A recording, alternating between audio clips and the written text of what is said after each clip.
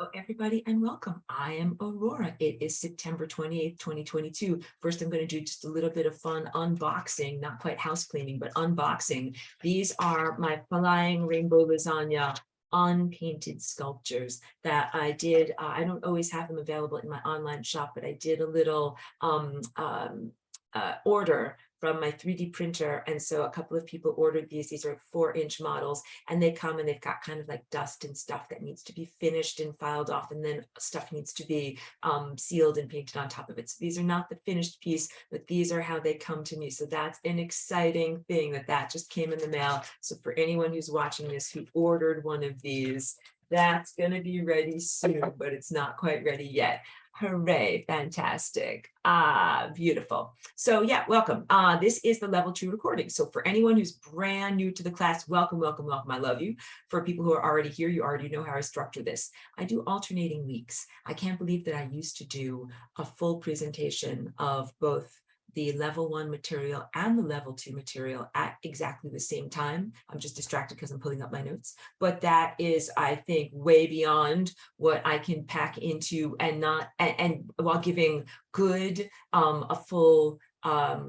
a full exploration of these ideas, like that it would be like a 4-hour long class. So although I used to do advanced for one, introductory level stuff for the first hour, and then advanced stuff for the second hour, and I structured my class like that for many years. Now what I do is I alternate. So week 1, our first class was level 1, lesson 1. This is level 2, lesson 1. All right, great. So we've got wonderful people coming in. So for anyone, like I said, who's totally new to the class, this might be stuff that you haven't, there are whiteboard lessons on Teachable that correspond with every single one of these live lecture presentations that I'm doing. And also there's my PDF, the Flying Rainbow Lasagna Flight Manual or Handbook, that is available. And I usually put it in the descriptions of these videos so that you can read the notes, so you can know what's going on, but you might not have accessed that yet, or quote unquote done your homework. If you haven't done your homework, please don't be intimidated, and welcome to everyone who's coming in.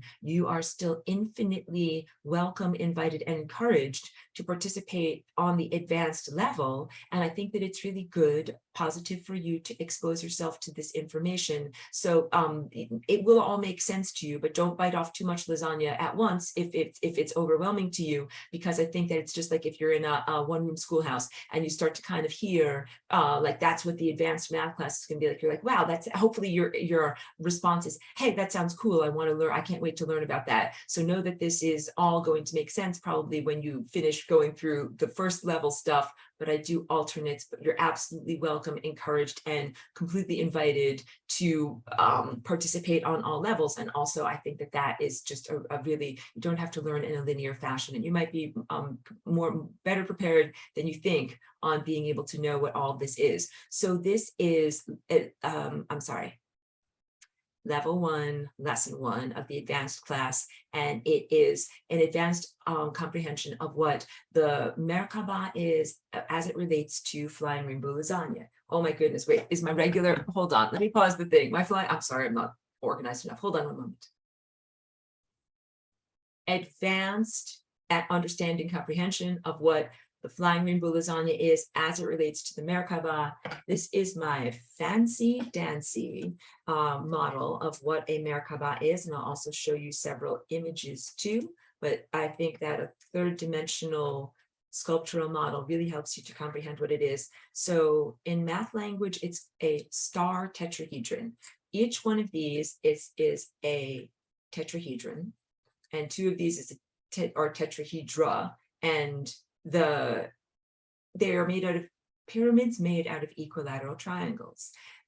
Each one of these has 4 sides. That's what tetra means. And each one of these is equilateral, meaning equal length on all sides. So I think that these are 3 inches long, 3 inches, 3 inches, 3 inches. And of course, their angles are all the same number as well, 60, 60, 60. All right, so you've got equilateral triangles. Every single one of the bases of these tetrahedra are equilateral triangles. That is different, to contrast, than what the Great Pyramid at Giza is shaped like. I have to put one of these down so that I can change this. Great Pyramid at Giza has a square bottom. So let's just rearrange my little model so I can share that viewpoint with you. This is what the pyramid in Egypt, known as the Great Pyramid, is shaped like. I know it's a little bit hard to see with this lighting structure going on here. Hold it so you can see it better. There you go.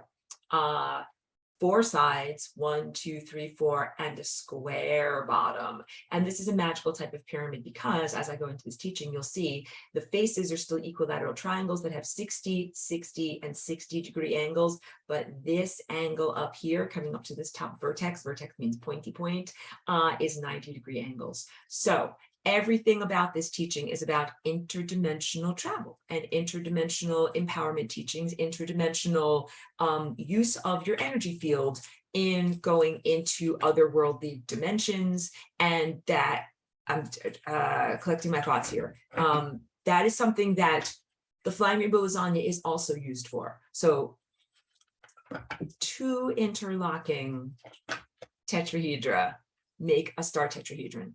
And let me also get that pulled up for you. Hold on a second.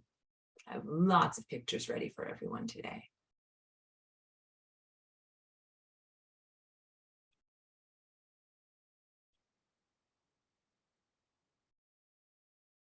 Don't worry. Slight squinting and scrolling.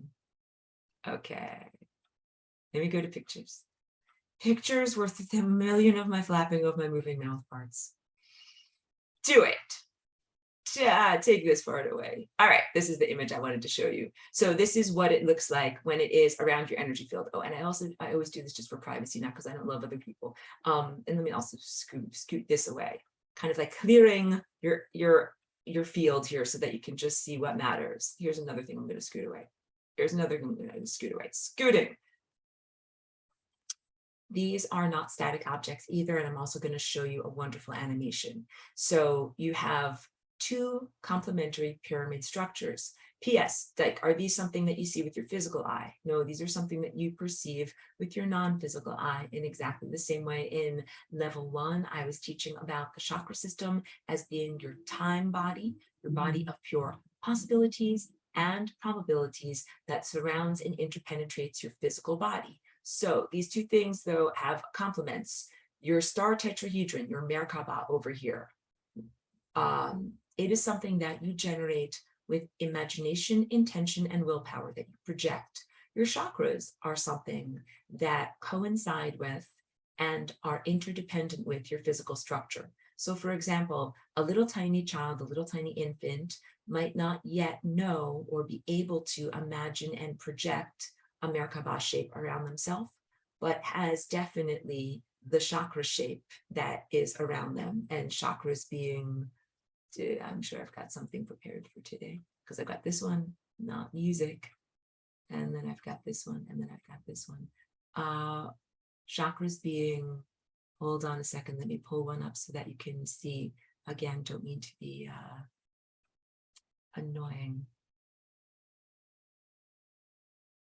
Trying to show you right here. Picture of your chakras with the person so that you can kind of understand what I'm talking about here. This is the one I want. Great.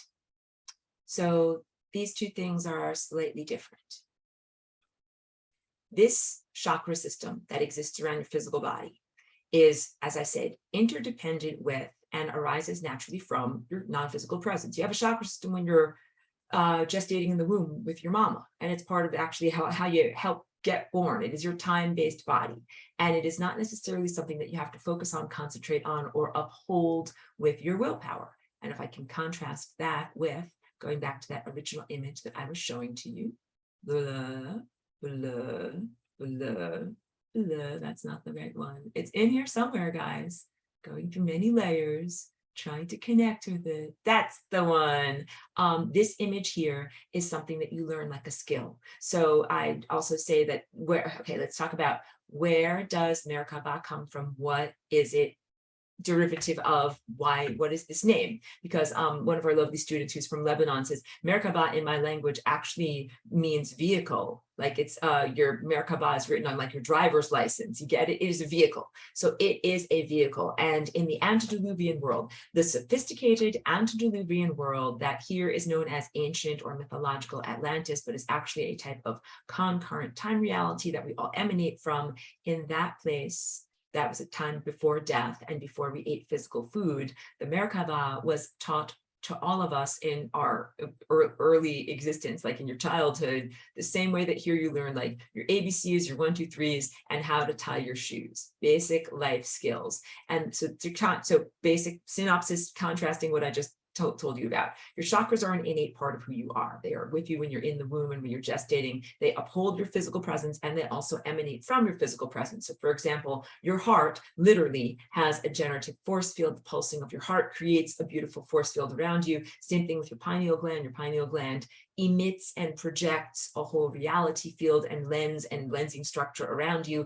And also these things happen as part of your natural innate state of being. And to contrast that, the star tetrahedron shape is something that you can learn to envision as a projection from your pineal gland, as an act of willpower, as an act of cultivating your energy field for specific purposes. Everything that I teach, I'm super responsible as a teacher, is teaching about responsible reality creation. So as I go into what this Merkaba shape is, everything that I emphasize is going to be about responsible. Just like if I'm a driving teacher, drinking some of my wonderful structured water here. If I am a driving teacher, I would never just be like, oh, you're 16 years old and it's time for you to learn how to drive. Here's the car keys. Just do whatever you want to do and go wherever you want to go. No, of course, I clutch my pearls. That would be horrific. You would never do that. What I would do as a responsible driving teacher to a young person in this day and age is I would say, before I give you the car keys, we need to go over some basic things. This is the gas and this is the brake. When you get in the car, you need to put on a safety belt. Also, you need to check your gas, make sure that you have enough gas to get to where you want to go and also get home. Also, lock your car when you get in your car, lock your car when you get out of your car. Don't drive to bad neighborhoods. Don't run into other vehicles. Like these are all what might be considered no-brainers, but these are important safety lessons for beginners. So I would also similarly not just simply say, here's your Merkaba, everyone. It's your interdimensional vehicle for travel. Like go have some fun, drive to the worst neighborhoods in town. No. I hope you can tell by my facial expression. No, I'm hugely responsible as a teacher and also very protective of everyone that is in your state of becomingness, that I want you to successfully become your becomingness. So yeah, I want to teach you in the proper way. So Merkaba literally means light body vessel, all right? And although it has root words that originate as Kaaba, those are two parts of what ancient Egypt described as the soul, and the Kaaba is also referenced in modern day Islam as the cube. And many people that are coming out of trauma might say, oh no, it's Saturn's cube and everything is evil that's associated with it. Please, I respect your trauma, but we are healing from that.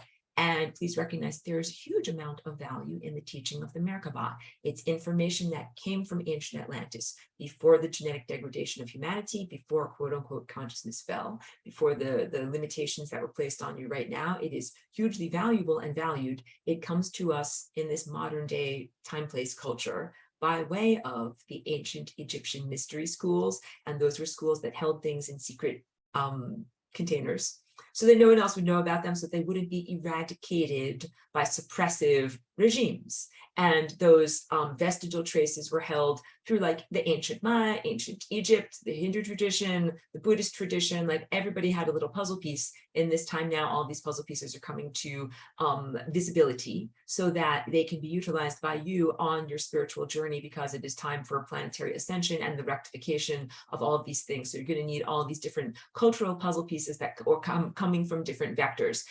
So Merkaba, light body vessel. What is it? There's basically three things that you can do with your Merkaba. It is a protective and nourishing and generative force field that you can use for purposes of interdimensional travel.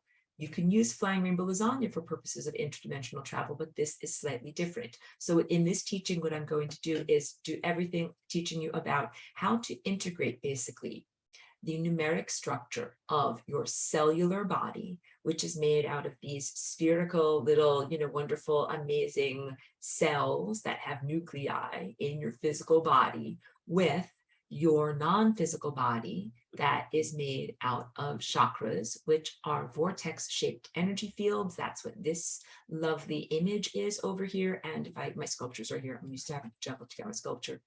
That is also what this is. I hope you can see it. I have the yellow one too. I'm not sure which one shows up better on camera. But this is the shape of your chakras. So your chakras are shaped like 4 vortices. And these are actually come in groupings of 8. So how to integrate your cellular, physical, somatic structure that is based in numeric groupings of the number 6, hexagons and water droplets and all these things that are hexagonal and based in 6, with these that are based in 8. The comprehension of that is part of the performance of that task. So first you learn about it, the concept of it, then you embody it and you do it. Aurora, why do I want to embody it and do it? I squint. I go into skepticism. Why do I want to bother with all this? The answer is there are 3 main things that you can do with your Merkaba, all of which are extremely worthwhile and empowering. The first one is as a basic energetic immune system. It is very positive to do this. So just like human infants come here into the world, do not yet have a functional immune system. That means your body has to be told and shown. These microbes over here are your friend. They go in your tummy and they help digest milk. You want them. These microbes over here are not your friend. You need to get rid of them immediately. They need to get out of you. And that's why little children are always getting runny nose and coughing and sniffles, and they give it to everyone else because their body is learning. That's pretty much what the first couple of years of your life is all about. Like the first couple of years of life are not easy peasy and like, yeah, everybody feeds me and everything is great. No, your body is working very, very hard in order to be able to learn positive, nourishing microbes versus pathogenic microbes. And I'm going to draw this for you in your own body. When you are learning the Merkaba, what you are learning is about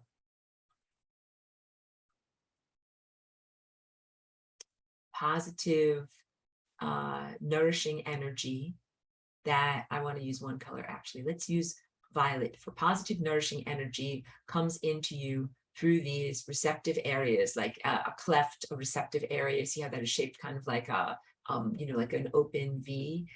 Receptive, beautiful, nourishing energy comes in through here, comes in through here. Those are like positive microbes that help you digest your food.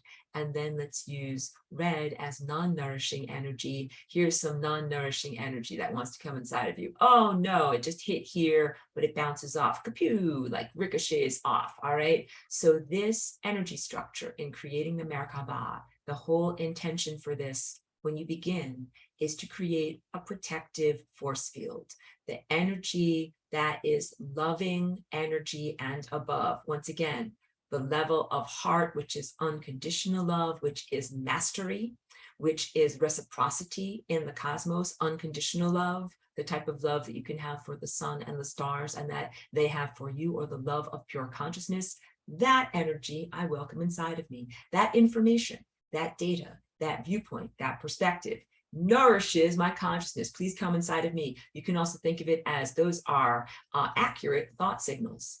And then there's tons of erroneous thought signals. You could think of it as junk, things that don't make sense, things that are in self-conflict, things that are harmful, things that are negative, but mostly the most abstract and appropriate way to think about them is non-intelligent signal, like stuff that doesn't make sense, doesn't hang together. It's non-intelligent. So it can be a stimulative presence, but it is not intelligent. It is not part of the overarching pattern, or I want to turn on my piano here, music of the cosmos. What is the music of the cosmos? What is music? What do we define as music as my piano turns on? Music is harmonically structured sound waves. Music is harmonically structured sound waves.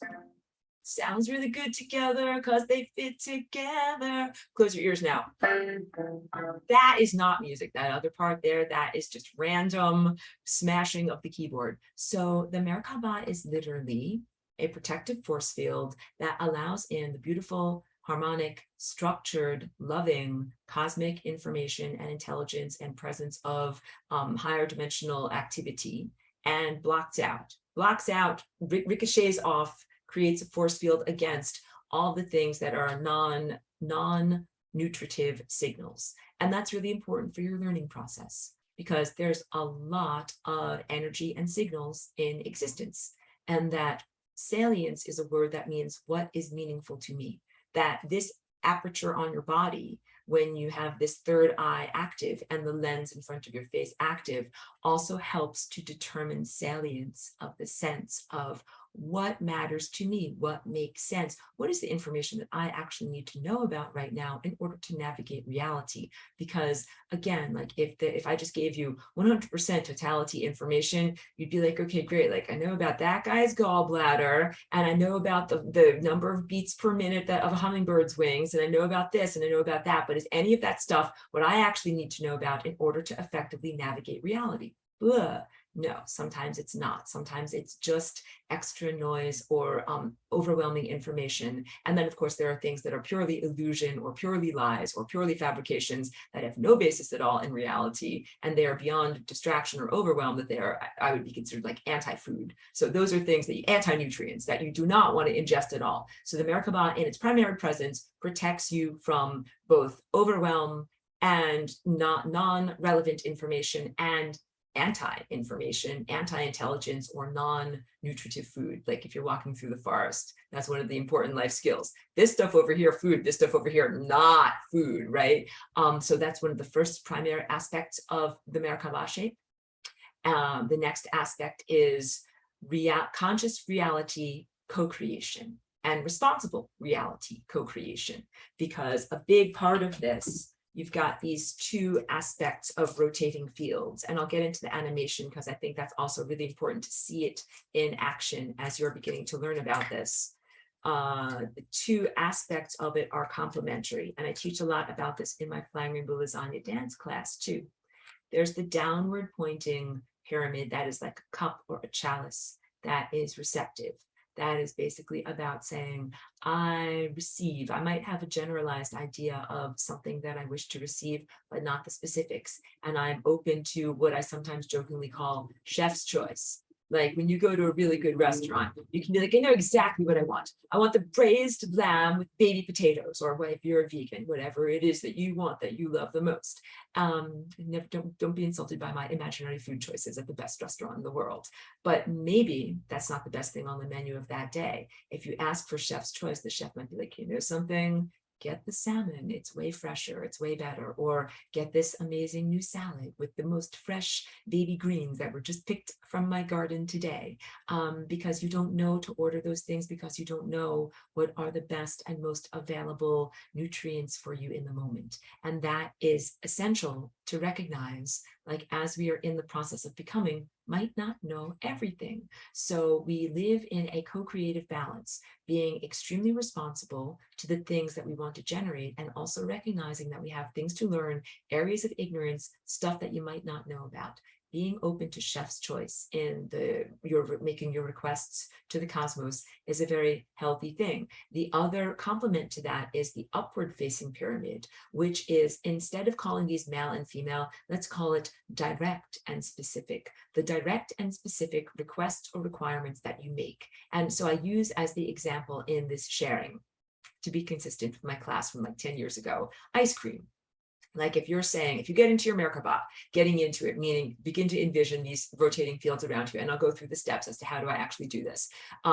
If you can create your Merkaba field around you, and in your specific pyramid pointing upward, you put these things. I want to have ice cream, and I want to have it at 3:33 p.m. on Tuesday. And then it's got to be a particular flavor, like let's say Rocky Road ice cream. It's got to be in a blue dish, and I want to eat it with a particular spoon that, you know, whatever, has a handle that's shaped like flowers, all right? And then you put that into here. But then into your receptive pyramid, you might go into this. What are the feelings that ice cream gives me? Ice cream is like a reward. It's a reward for children. Ice cream is usually considered a treat. dietary treat, an extra. Ice cream is also considered something that is cool and refreshing on a hot day. Ice cream also sometimes fills emotional needs that people might be feeling sad, lonely, bereft, or depressed. They're like, I need ice cream to kind of ameliorate my situation here. That goes into there. You're like, I'm wishing for ice cream, but what I'm really wishing for is positive childhood memories, positive associations, something that is self-soothing, or perhaps things that are refreshing on a hot day, because a slice of cold watermelon can be great on a hot day too. And then you can also, so you can go into feeling state, and also you can go into non-specifics. Like if you're like, here, it was like, it's got to be Rocky Road ice cream. Here you can be like, I'm choosing or wishing for or aligning with the best ice cream flavor that I can get. Because again, like if I go into one of these fancy ice cream shops, Rocky Road, that might be like down here at the bottom. That might not even be their best ice cream flavor. One time I had olive oil flavored ice cream. You might be like, Aurora, that's strange and bizarre, but it was very good. So you might want to be open to new, interesting, and gourmet things that you never have had on the menu, or something that's not even ice cream, but is some other form of frozen treat that's not even ice cream, but is similar and good. Then what you do is you quote unquote press run on that program. Specifics into here, generalities and receptivity into here. The two force fields overlap and you press run on the experience. And it is a way of being in partnership with the cosmos. Again, sometimes I talk about partnership and relationship dynamics from an idealized state. I definitely have learned and recognized that many physical partnerships here in this world might be imbalanced, where one person is giving more than the other person is giving. Like in an ideal relationship, you give and receive, and there's nothing burdensome or exploitive to either of the participants. That's what I'm talking about with your ideal relationship with the cosmos, with God, with the source, with the creator of everything that is, and you exist as a created being within everything that you've created for yourself. Spoiler alert, you're God. But it's not overly asky. Like sometimes in a relationship, it's like, me, like we're going out for Italian food because me, it's my favorite. And the other person is like, but how about me? Like, I want a hamburger. No, it has to be Italian food. You have to have reciprocity in a relationship. And sometimes chef's choice, being open to chef's choice, is being open to a cosmic level of higher wisdom. So everything that I teach about is the ideal relationship dynamic of asking and giving, receiving in an open state, and being in gratitude. And that's gratitude for your life. Because a person might be like, I want my ideal life, which is, of course, in my specific pyramid. I live in a mansion, poop on a golden toilet throne, have multiple servants that I order around, like all of these things. I wear a monocle on my eye. I have opera glasses. I'm joking about all of these things. They're cultural isms, but that might be your culturally acclimated sense of what a successful or good life is. You might be miserable in that life, though, if you really get the best, freshest ingredients of what the cosmos or source or divine intelligence has to divine intelligence of the source of that generative force field has to offer to you. What you might actually receive might be living on a beautiful farm, not having a lot of money, but being able to direct all of your own daily activities, hugging baby goats all day. Like it might be a very, very different looking experience, but it contains everything that you were wishing for: freedom, expansiveness, good quality of life, positive health, positive ways of connecting with your community and other organisms. Let's also talk about, what is this generation experience like? When I say put this together and press run, I use these analogies that you're actually not a computer, although you are connected to like a divine biological supercomputer. But I'm not talking about some kind of a technological thing or something that is merely software-based or simulation, as many people are exploring simulation theory right now. I'm really talking about something that is a living force field. So put this down for a moment so I can talk about this. All around you, there is a living generative force field. And when you create a thought seed, you put that potentiality into the generative force field. This is just like when you're doing a garden. First, you create the soil, and that's hard because you have to clear out rocks and shrubbery and weeds and stuff that's not supposed to be there. Then you have to put lots of good stuff into the soil so that it's nutritive, and put manure and turn it all over and mush it around. Then when everything is prepared, then you plant the seed. So it is a nourishing substrate within which you can place your seed of desires. And that is exactly what the process of quantum reality creation is. I looked off when I thought that word quantum because I'm like, I'm going to have to talk a lot about this because there's a lot of stuff that is about the quantum financial system. And I'm about to do a wonderful collaboration with Charlie B, who's in this class, about finding on Patron when we do it together, what is QFS or the quantum financial system, and what are the questions, possible weak points, strengths and weaknesses of one such system in terms of as it relates to human micro and macro economy, but also as it relates to reality creation. So in this class, we have talked about, as students many times, the spontaneous manifestation of sometimes tiny objects. For me, it's been tiny objects. I joke about my capacity to manifest or co-create tiny screws, where I used to have like a big bin of all sorts of screws and hardware and things like that. And I'd be working on an art project or making something. Like, you know what I need? A tiny screw of this size. Do you think I have one? I don't know. And I don't have everything cataloged in that big giant, bin of supplies. But I'm just gonna like reach my hand in, kind of fish around. I can't really see what's going on and see what I get. And I would come up with on the first try, the exact size piece of hardware that I needed for exactly the job that I was doing, beyond levels of possibility and probability, a pure manifestation event. Or Angela is in this class, and she talked with us one time, shared, I hope it's okay that I share her sharing story, manifesting a wheelbarrow. She was working at a house, her friend was working far across the yard, she was doing the thing, she needed a wheelbarrow, she turned right around, oh, there's the wheelbarrow. She put the stuff in, she called to her friend, thank you for placing that there for me. He said, I didn't put that there, I don't know where that came from. So a wheelbarrow, rather large manifested item. Many people also joked in class about manifesting either cups of coffee or entire pounds of coffee, because those of us, although I drink decaf, if you need your coffee in the morning and you're like, no, where's the coffee container? Like the coffee container is empty. No, like I need my coffee. There's got to be some more around here somewhere. So you kind of like put your hand into the back of the pantry, fish around, and then, oh, look at that. There happens to be a whole extra pound, or there's this whole extra thing, or one time it showed up on a park bench for someone. These are examples of what I'm talking about. It is not something that is only available to us in this here now time, although our capacity to manifest has been in an upward curve like this since the time that I've been here over 20 years. So to clarify, we have always had this inner capacity. It is not tied to technology. It is tied to incoming ascension energies, like the raw materials, the life force energies of what we use to make things happen.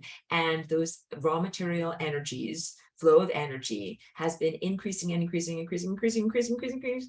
until now there's a lot of it for us right now. There is a lot of it for us. So that also can help you to comprehend why it used to take a long time or time lag or much more effort. If you were going to envision something, like I'm going to envision a business or even a physical object, like I'm going to envision something that I need, and then it might come to you, but 17 years later, like there's that thing that I envisioned. But now we're at this time when there is very little time lag between thinking a thought and having it actually manifest. And of course, we have to be self-responsible in what we manifest. But the point is, you're in a partnership of creating and generating. So your thoughts, desires, and needs are not merely arbitrary or whimsical. They actually are part of the larger narrative, story structure, and righteousness appropriateness of the cosmos. Angel needed a wheelbarrow. Her life story of like went to do the gardening and needed the wheelbarrow is not merely arbitrary or random or nonsense, meaningless stuff. It was meaningful, and it is, can a wheelbarrow be meaningful in the larger cosmic context? The answer is yes. My tiny screw was meaningful in the larger context of what I was experiencing. And these are also, they're things that we need. Your life matters, your time trajectory matters, you're being cared for by the cosmos, you are loved profoundly. Like that one needs a tiny thing, this one needs a wheelbarrow, give it to them. Really being showered by everything that you need. And also the recognition, like when something like this happens, it really sticks with you. And I have some stories that I don't share. I consider them to be powerful medicine stories that are just for me, not that they came under the ingestion of any kind of medicine. They are a healing, is what I mean by that. They are powerful, profound healing experiences that I experience that I don't always share with everyone publicly, because every time you share it, like, it might dilute it a little bit. So some people I would also encourage, like, hold your stories to yourself so that the magic remains with you, the supernatural, miraculous aspect of what proved to you beyond your rational skepticism that you are in a magical, supernatural, miraculous, and responsive reality. That's the real answer here. That you're in a responsive reality generative force field. And this is beyond anything that would be considered technologically created or technologically directed, or anything that might be burgeoning like the quantum financial system. All of this predates. It goes back as long as human consciousness in our experienced history. And we did this, of course, in the ancient world before our genes were changed. It is part of who you are, part of your job. Part of your job, joy, is to be here. You need stuff, you require stuff, or you desire stuff, and you become a co-creative partner with the cosmos in generating that stuff. It is your job joy. Love is this reverberation between two givers, receivers. And it's also a very clear vibration, a tone that happens when you are performing that vibration. So literally, your flight through time is an act of love. One moment per moment is coming to me. I'm moving through time at one moment per moment. And ideally, this is what meditation is when you're not being dragged down by the past. The past is depressing me, it's weighing me down. Or reaching forward into the future in anxiety. What's going to happen? What's going to happen? What's going to happen? It is not a drag down or a grasping forward. It is being completely centered and present in the moment now. That is making love to the cosmos. And I never mean to be crass when I speak about these things, because I'm talking about genuine love making, and that all living organisms are essentially doing that, moving through time at just the right rate, allowing time to flow to you. And then also, you're always generating the world around you. So in my room right here, and you guys are helping to generate by looking at this on a screen. So there's, look, walls, paintings on it. No, there's actually potentialized waveforms. And then our observership is creating the concrete, experienced physical structure of walls with paintings on it. So really what you're doing with your observership in life is going through a field of possibilities. That is a generative force field that is responding to you and to how the way you look at the world and what you believe into existence. And this is beyond fantasy and beyond, I want to say, airy fairy, hippy dippy, like people do a lot of condescension stuff to it. It's beyond all that. It's deep and profound and very, very real. But those are the layers of skepticism that come out of objective materialism, and also come out of a traumatized planet of a lot of people that are noticing, like, how come I'm not fully empowered in my life? And how come unfair stuff happens? And why do bad things happen to good people? And these are all like the questions, and many questions that I've had to respond to as I've been teaching and sharing this basic, abstract, empirical, cosmic truth. Like here, I've almost been here for 21 years. October 8th will be my 21st anniversary of being here as a walk-in.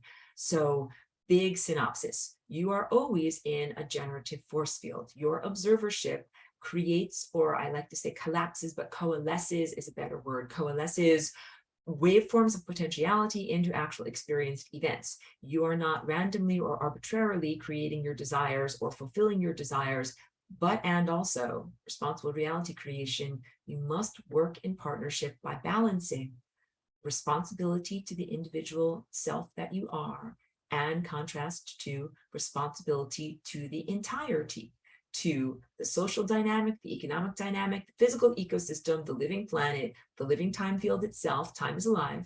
You can't just be like, I want it all for me. Me.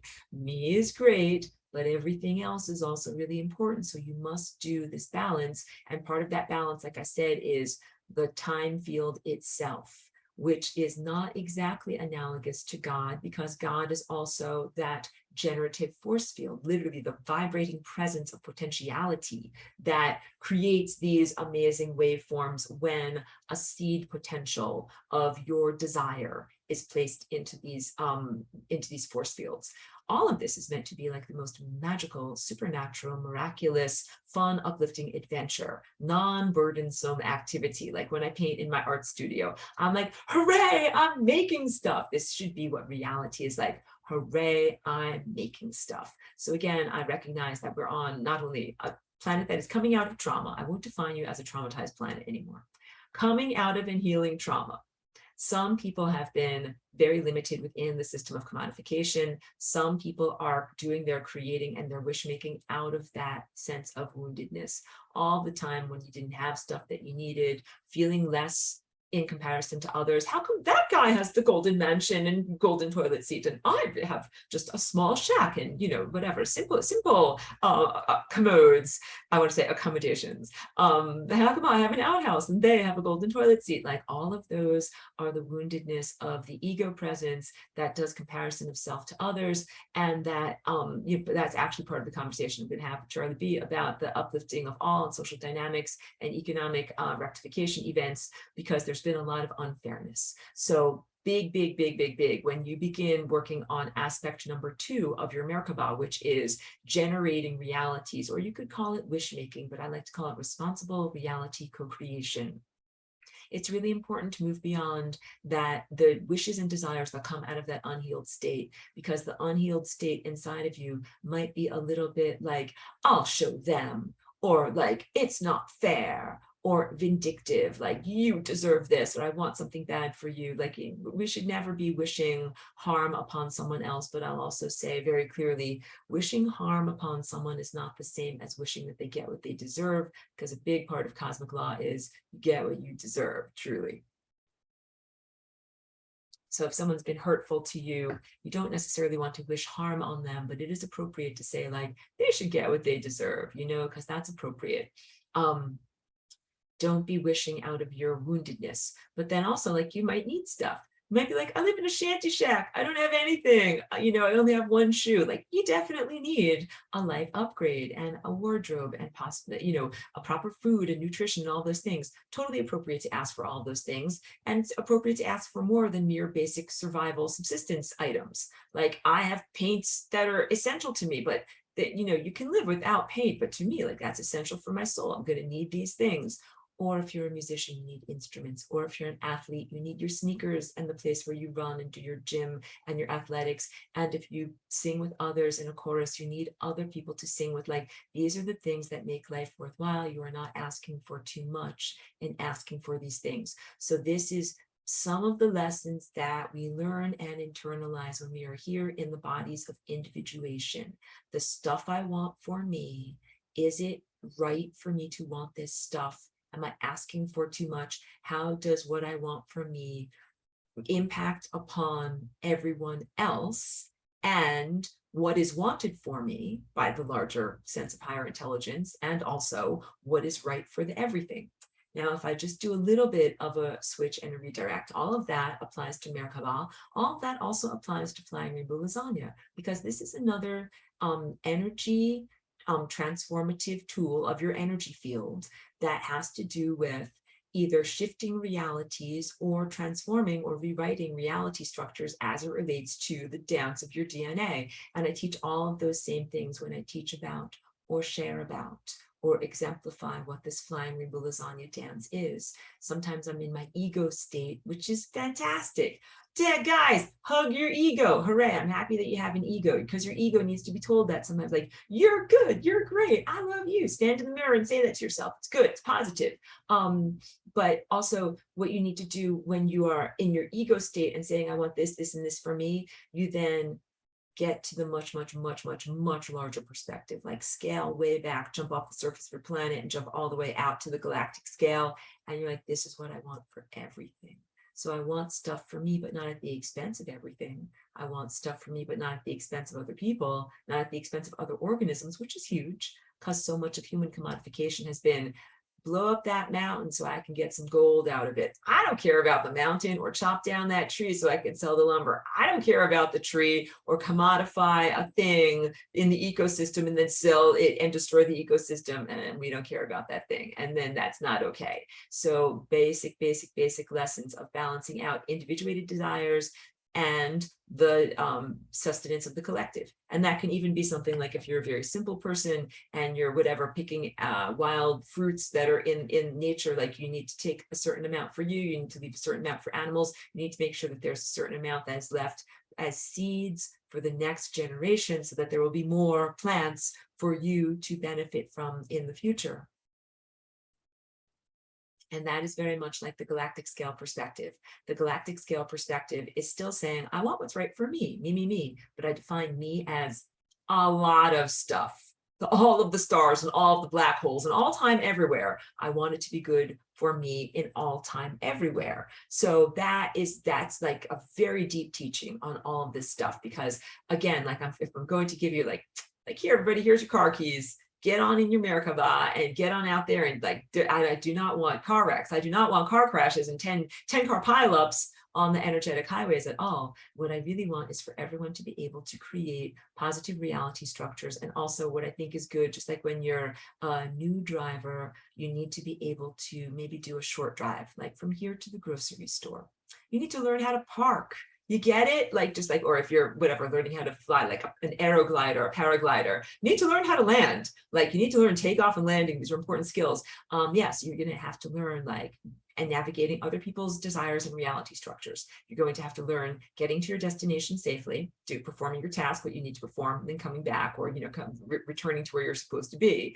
And then once you do that on a small flight, like a baby bunny hill, then you can expand to larger and more challenging things. And all of this should be done like in a sense of with mentorship, might be a good word, if not overt supervision, but with mentorship and guidance until you have experience and wisdom to be able to know how to do this. So of course, I come from Atlantis and we've taught this to everyone, like tying your shoes. So I come here as Aurora and I'm like, I know how to tie my shoes. This is a different time, place, and things are a little bit different. I'm not going to share the exact experience of what happened here on this recording, but after class in the non-recorded zone where we all do coffee chat or whatever, talking around the water cooler, I'll be happy to share with you some of my first awry experiences where I decided that I'm like a new driver and I'm just going to drive where I want to drive, and the repercussions that I experienced that were learning repercussions, and they were not devastating, because you don't want to learn by like crashing your car.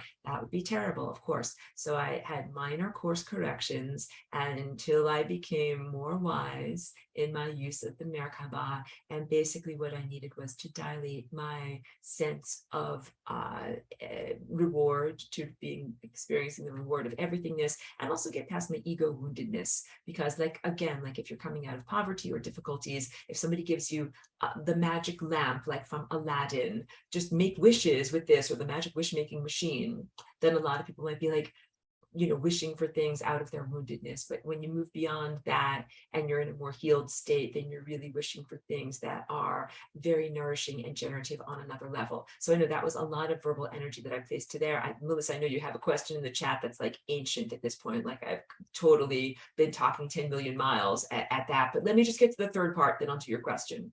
The third thing that you can do with your Merkaba, and I'll go into the video on this that I did an animation with David Leary years ago, is as an interdimensional travel vehicle. So first, you get your energetic force field going, you're blocking out erroneous signals, and you're only aligning with divine intelligence. Then you learn how to be a responsible driver in your wish-making capacity. And wish-making capacity should also be recognized as changing realities. When I used that example of wishing for ice cream, what you're actually doing is wishing to transport yourself onto a nearby timeline or neighboring dimension that contains a very similar version of you in your life, but in that version of reality, you contain ice cream. You got it? So you don't necessarily want to go, if this is your reality track, Merkaba, 10 million miles away from your original reality track, because you might go there and they might be like, we've never heard of ice cream. We don't know what this substance is.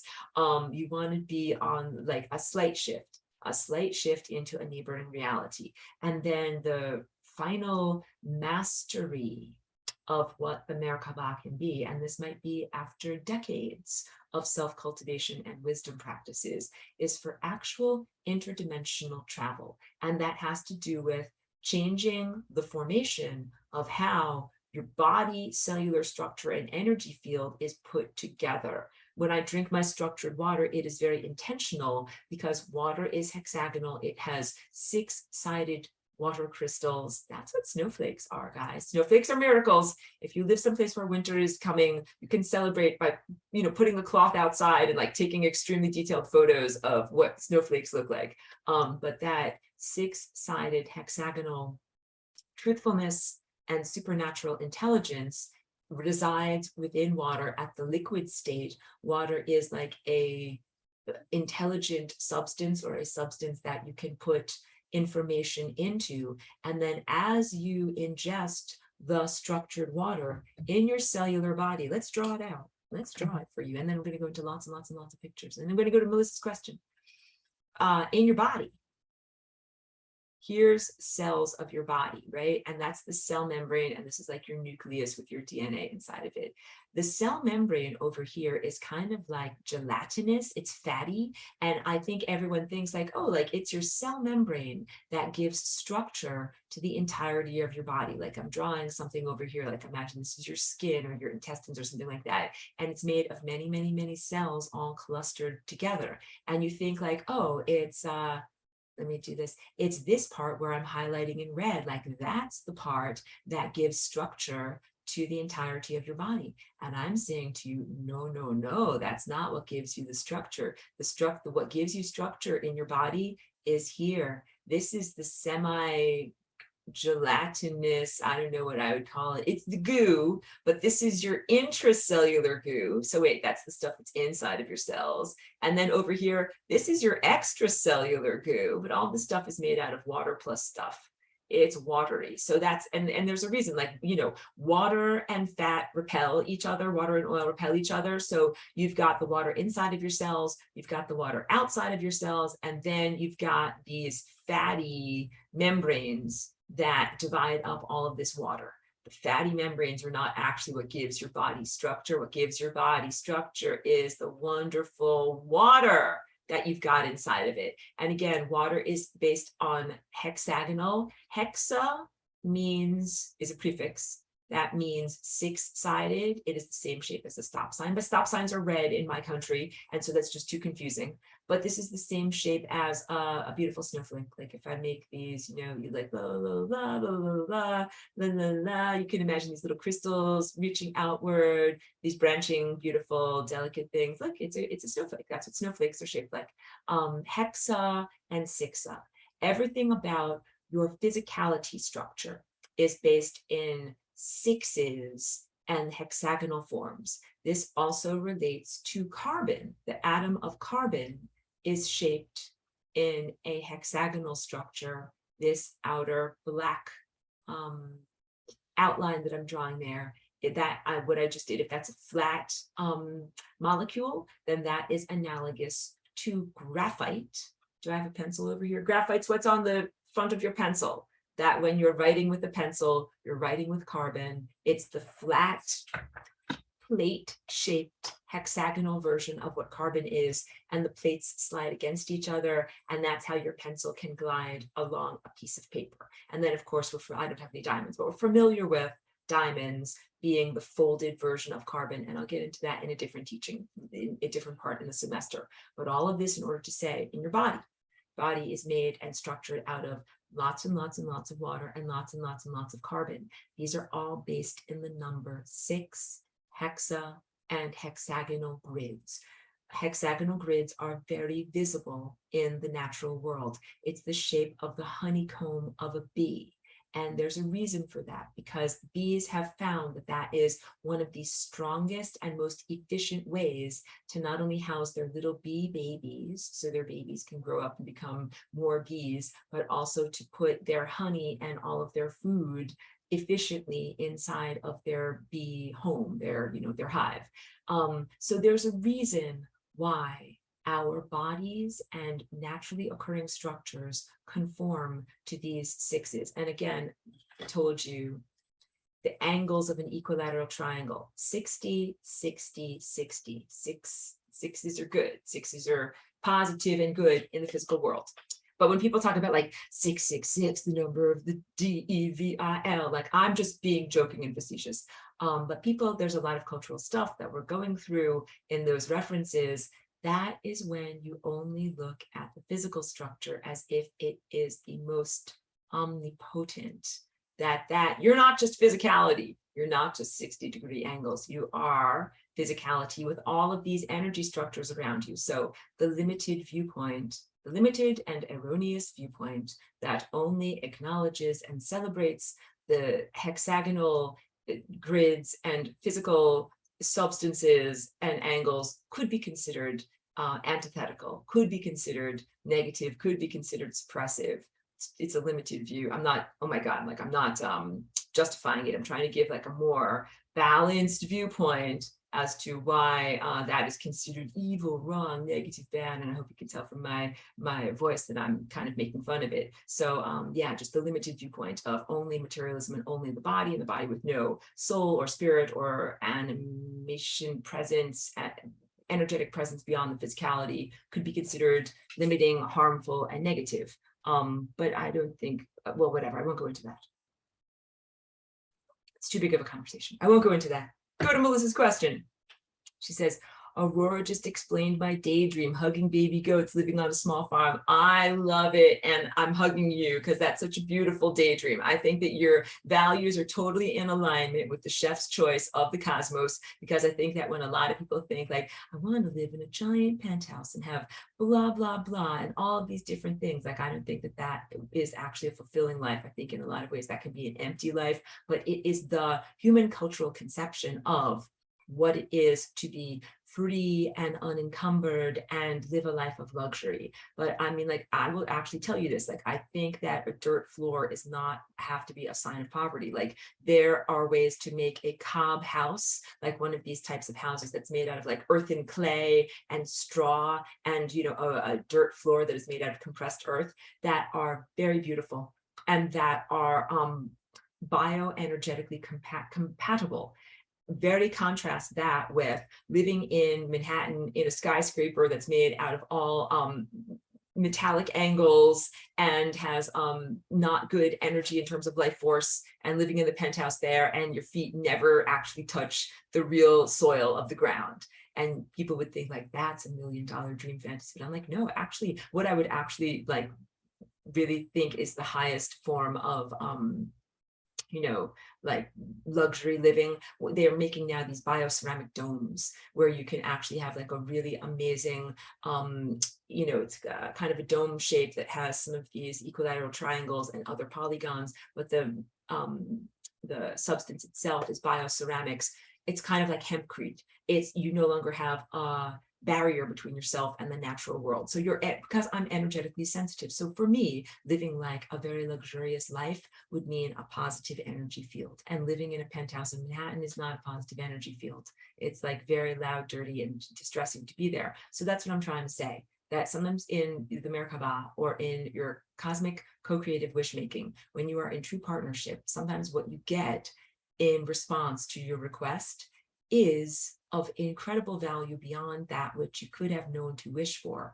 And it also might only be valued properly, evaluated properly when you look at it and perceive it through the correct filter, which might be like hugging baby goats. Like, what does it give you? It gives you a real love energy. Having a garden or walking on grass gives you real energy from the ground. Very, very different than living in skyscrapers or only driving in cars and things like that. So you have to also, like, if the chef's choice is like to give you some beautiful fish, you're like, you have to be open to seafood. You have to be open to that type of food. So yeah, when you're energetically sensitive, living in a beautiful natural environment is worth $1 million. Like having an old oak tree that shades your house would be considered like, yes, like I want to live under an oak tree, you know, as opposed to penthouse apartment where there's nothing like that to really relate to. So again, beautiful, beautiful sharing. Okay, so let me go into a lot of these images because I think that's also really important in terms of today's lesson. I know I shared it. I know I've got it. Hold on a minute. Let me just squint and scroll. Hold on. Oh, now I don't want to waste time. Hold on one moment. I'm going to stop the recording. And I successfully found my image that I transferred over from my other computer.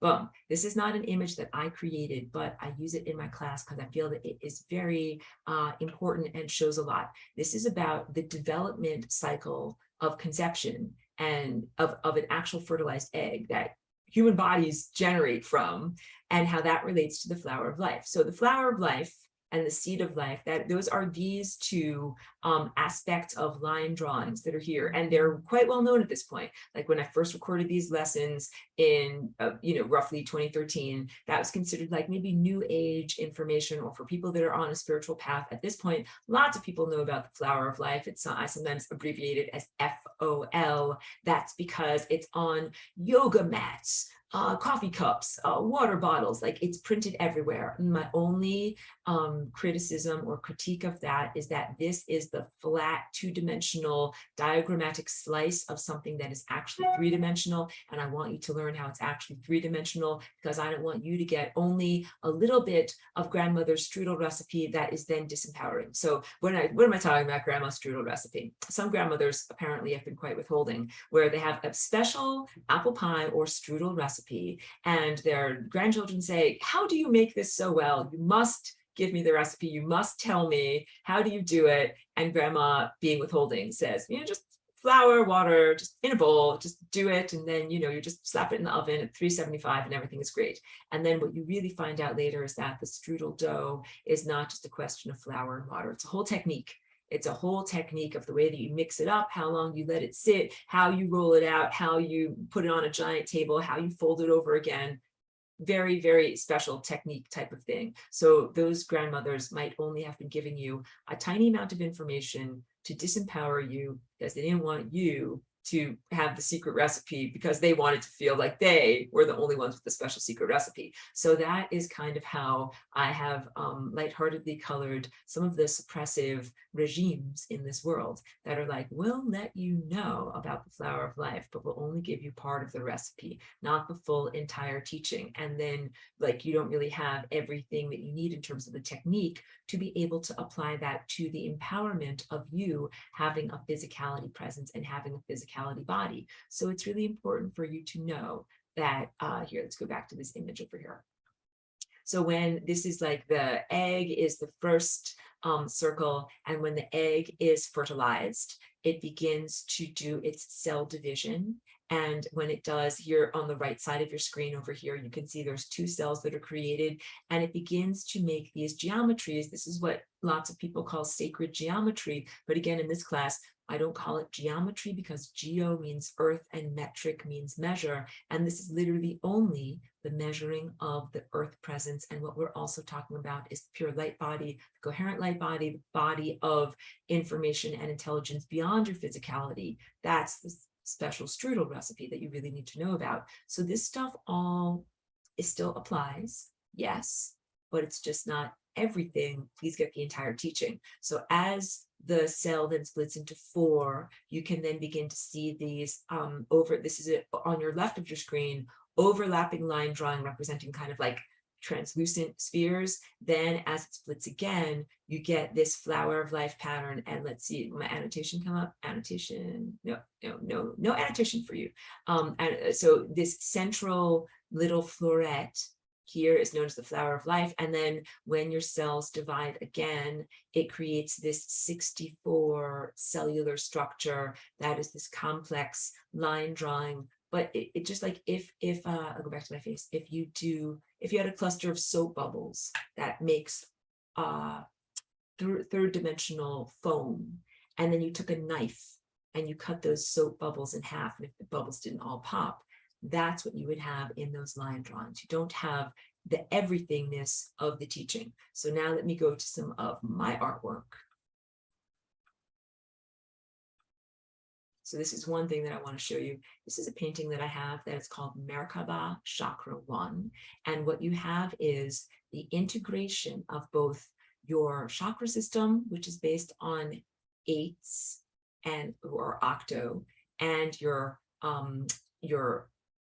physical body cellular structure, which is based on 6s. So here, I think that's pretty good zoom in so that you can see. You can see those purple petals are that little floret that are 6 Go, and you can also count going around 1, 2, 3, 4, 5, 6. But then you can also see these cone-shaped vortices that all spiral in and go towards the center, and those are your chakras. Now, when I go over to here, wait, that's a picture of your fabulous sculpture that's made, fabulous in quotes, made out of kids' clay, exactly. And I have it up because I want to be able to show you counting. Let me do this properly here. This. Let's count the spokes, just like if we were on Sesame Street. 1, 2, 3, 4, 5, 6. Those are the 6 radial spokes of what looks like the little floret.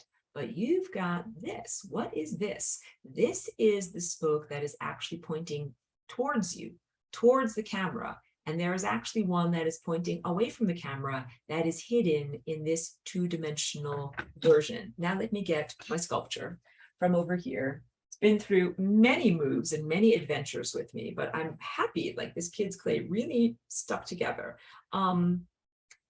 This represents the negative space of the 4 vortex chakra shape.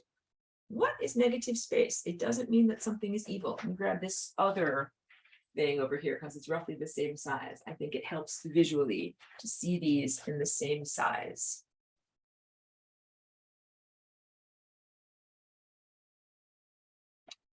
The negative space is where I'm wiggling my finger. Negative space, negative space. Negative space doesn't mean bad or wrong in any way. It means the space that is receptive. There's not stuff there, it's receptive. So this represents the positive sculptural form of what the 4 vortices of your chakras are shaped like.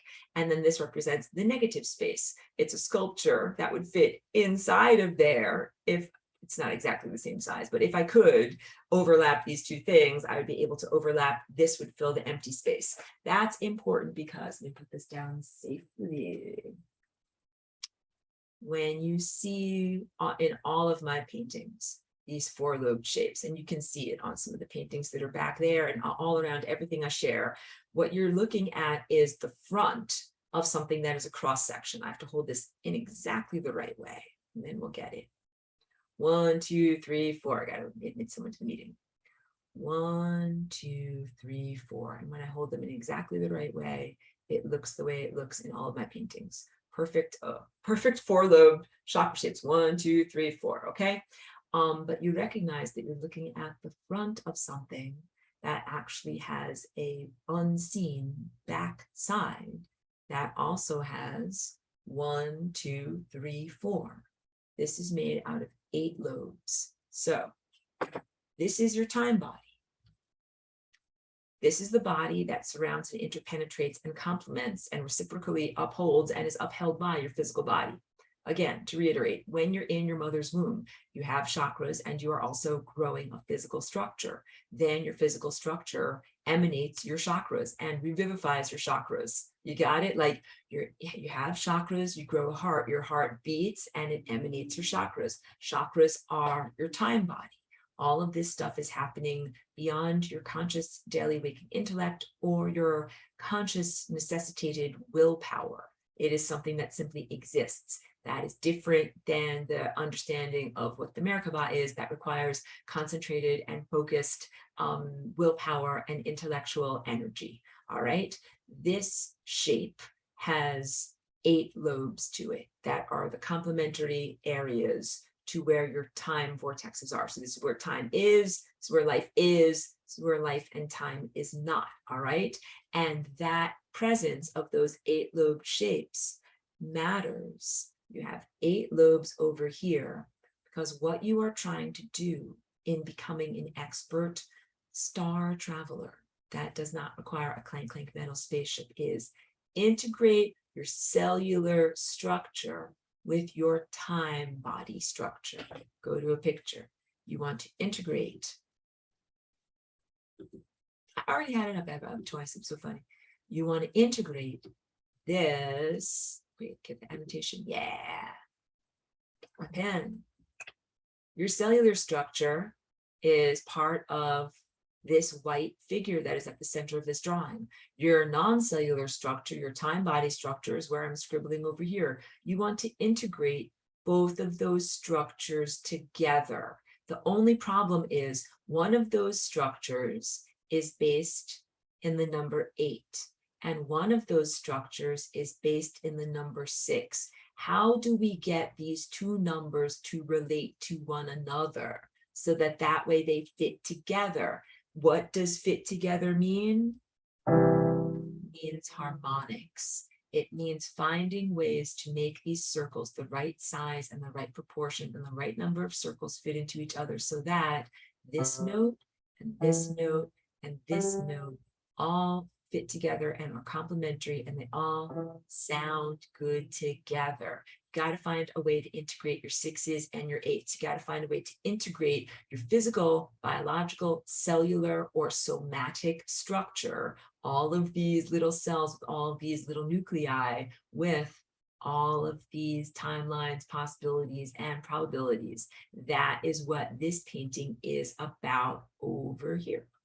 This painting is an integration of those two structures. Now I've got the annotation. So first of all, 1, 2, 3, 4, 5, 6. Got it? And then what we are trying to do is integrate those 6-lobed numeric structures with these guys over here. Not a very visible color on this painting. These guys over here are the vortices of your chakra system. So as I now scale out, just can't do it. Hold on a second. Gonna do it for you. Making technology work. Scale out. Now you can see there's a larger chakra where I'm kind of wiggling my cursor. That's your red chakra, and wiggling cursor down here, and they all converge in the middle. And then you also have this 6-sided petal shape, and I don't know if you can see it easily, but this violet area here, like this is the shape of what is traditionally known as like a Jewish star, or the Star of David. I'll go to the whiteboard so that I can draw this for you. Star of David and the Jewish star. Oh, wait, let me show you this one instead, because I've got it all drawn out already. This is the line drawing for that painting that I just showed you, so you can see it just a lot more easily. This is sometimes known as the Star of David. It's become the nation state symbol and the religious symbol of a particular group of people in humanity. But this is not only for Jewish people, just very, very big. Just like Christ consciousness is not only for those who worship at or identify with a particular church in Earth's surface human culture, the star tetrahedron shape is not only for Jewish people, although it is a powerful symbol that has become associated with the nation state of Israel. Got it? Good. Very fantastic and good. So this is the flat 2-dimensional version. You basically have one triangle like this and one triangle like this. But what you're really understanding in everything that I'm teaching and sharing today is that you've actually got pyramids that interact, which are these guys. One pyramid that points down, get my annotation. One pyramid points down, and that one that points down, that is the receptive chalice, is a beautiful word for it, and it points down here. I'm making kind of an earth. That's the earth, and it points all the way down into Earth's core. So when you begin to envision this, you make your downward pointing receptive pyramid point down into Earth's core, and then one aspect of your pyramid points up. I'm gonna have to go off screen a little bit. I don't know if it'll work for me here. I'm having difficulties. I can't quite draw. There we go. The green one that is pointing up, and it actually points to making kind of a green circle. That would be the sun. All right. Again, I'm having a little bit of difficulties. Oh, now I can do this much more easily. Boom. Get stressed out sometimes. That's the sun. So this Merkaba shape is actually a bridge between the Earth's crystalline core, the center of Earth, and the sun, which is very, very similar to when I speak about the flying rainbow lasagna and when you are connecting to the singularity in the sun or the singularity at Earth's core. So there are many commonalities and things that you're doing when you're envisioning this. Let's do body stuff. How do you create the Merkaba? And then I'll show you the, maybe I should show you the animation first, but I want to show you body stuff first. Kind of tilt here you can see I've got my gym mat over here. All right. So I feel comfortable sitting like this, but you do not have to sit like this. But I like to sit like this because I really can show you with my body. These are two sides of the pyramid, and then this is another part of the pyramid. The upward facing pyramid, you can begin by here. How do I do the Merkaba, Aurora? I like to sit like this, but you don't have to. If your knees, hips, and back don't do this, then don't do this. You can sit in a chair, you can sit in a way that's comfortable to you. I like to sit this way because it literally makes the base of my body shaped exactly like the base of the pyramid. There is a pointy part or vertex that points out from the back of my spine. Then my two knees coming across like this create, I call it almost like a face plate. This part comes up and I'm going to tilt my head down a little bit. It comes up above your head, maybe a foot or maybe even 2 feet up above your head. So that is how you can imagine the beginning of the pyramid. And this is the decisive or specific pyramid, the one that points upward towards the sun and the stars. All right. So you have one side that comes up. It's almost like a windshield in front of your face. And then you have these other two sides that come down from your sides over here. And the most important feature is there is a vertex that points outward. What's a vertex? Do it for you. Pointy part points outward from the base of your spine. Then you have the complementary pyramid, which the vertex, first of all, we're shaped like this. So we're pointing downward, and this vertex points outward from my heart. So in this one, the best way to envision it with your body is I use my shoulders as the back of one of the aspects of this pyramid. And then you can imagine, if you want to, if it feels comfortable to you, putting your hands forward like this so that that creates almost a pyramid, almost an equilateral triangular shape. The back is one aspect of the equilateral triangle, arm and arm creating a triangle. And so then when you begin the practice of envisioning it and spinning it, then I'll teach you which way to spin. So arm sticking out from your heart, and then you also have the receptive aspects of this pointing downward to the center of the planet. So the upward facing one is pointing upward to the sun and the stars that are up above you and connecting to that higher dimensional, less dense realm. And the one that is coming from your heart is pointing downwards all the way down into the planet. And that this is a balance. Again, everything in balance. Individuated self in balance or in contrast with responsibility to ecosystem and community. Physicality structure, physical cells in balance with energy structure. Matter, mother, earth in balance with sun, stars, consciousness, pure energy. And the everythingness of what this shape is about balance. That's real love. That's what balance is. So then when you begin the practice, when you become a practitioner and actually begin using and applying this Merkaba structure, how do you do it? You envision these two things moving. That's why I wasn't sure if I should do the animation first, but let me show you on my body. I envision that I'm sitting here, here's my pyramid, I have it visualized, here's my other pyramid, I have it visualized, and I'll do the different either wish-making things that I need to do, or intentions is a better way of putting it, because sometimes I intend protection. The one that is pointing outward from my heart, I swirl to the left. I don't know how it's going to show up on your screen with the craziness of cameras and stuff like that, but know that I am swirling this to the left. But I've heard and read that males should swirl to the right. So choose what works right for you. I do the one from my heart swirls out to the left, and then the one that is behind me in the base of my spine swirls around to the right. So I have counter rotating fields, and you begin to imagine it, and you know that you've got it up to speed when you feel a central core of light that is going through the middle of your body, essentially up your spine, but you could also imagine it up like the center of your body, connecting you to earth and to the sun and the stars. Now let me show you the animation that I think will be very effective for you. And this is a separate animation that is available on YouTube. I did this in conjunction with David Lear. He's a lovely student of this class, even though he's not here this semester, but really enjoyed working with him. I did the storyboards with him for this, and then he hired an animator who has all the software capacity to be able to do this. Let me make this a little bit bigger on the screen. Hopefully it would be like as big as it possibly can be for you. And so here's a person sitting. Here's envisioning that first, let me get it in the right, there we go. That is the position of the first pyramid shape. That is the upward pointing pyramid.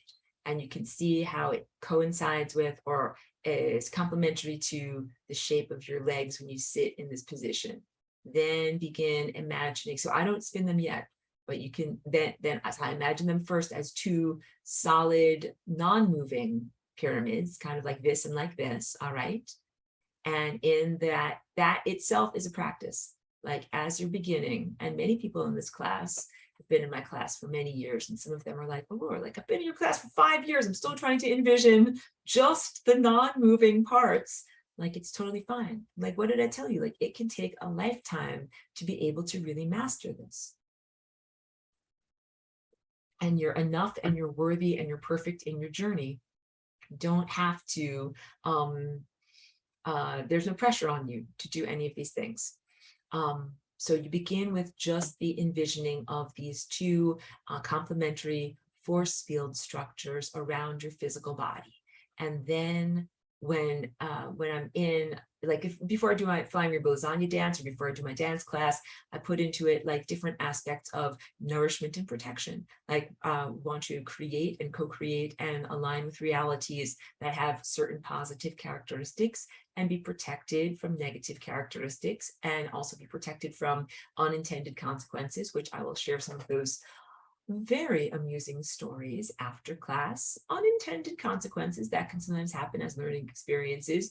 Be protected from all of that, and then also be able to have an amazing experience, an adventure of co-creating what reality can be. Then pressing run. I want ice cream. Press run on the program or the request to the cosmos. And then that looks like, let me get this going here. Getting things spinning. This is what it means. They are counter-rotating fields, counter-rotating fields. So now I'm gonna, there you go. That's what it looks like when it's spinning. And then you know that you're up to speed when, get a white light, column of light is the word that I'm looking for. You get a column of light that comes up the center of your being. And then this is the final part. When it is time for you to really master this, and change your cellular structure and restructure the water inside of your intracellular and extracellular fluids into a new shape. You literally are able to change the shape of your body and transport your physicality structure into new dimensions by transforming your star tetrahedron into an octahedron. I'm going to rewind this so that you can see that part again. Column of light, that's like your goal for right now, get to the column of light.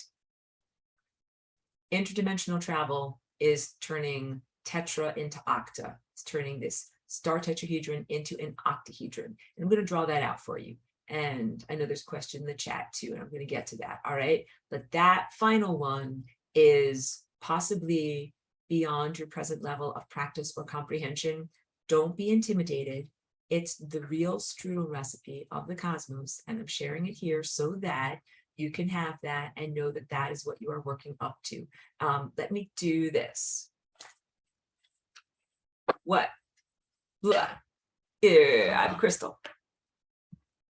What is an octahedron? So I told you what a star tetrahedron is, and now I have to show you what is an octahedron. I have a tiny crystal. I'm going to hold it up to the camera and I hope that you can kind of see it. Oh, that actually works pretty well. It has a square part, kind of like the pyramid at Giza.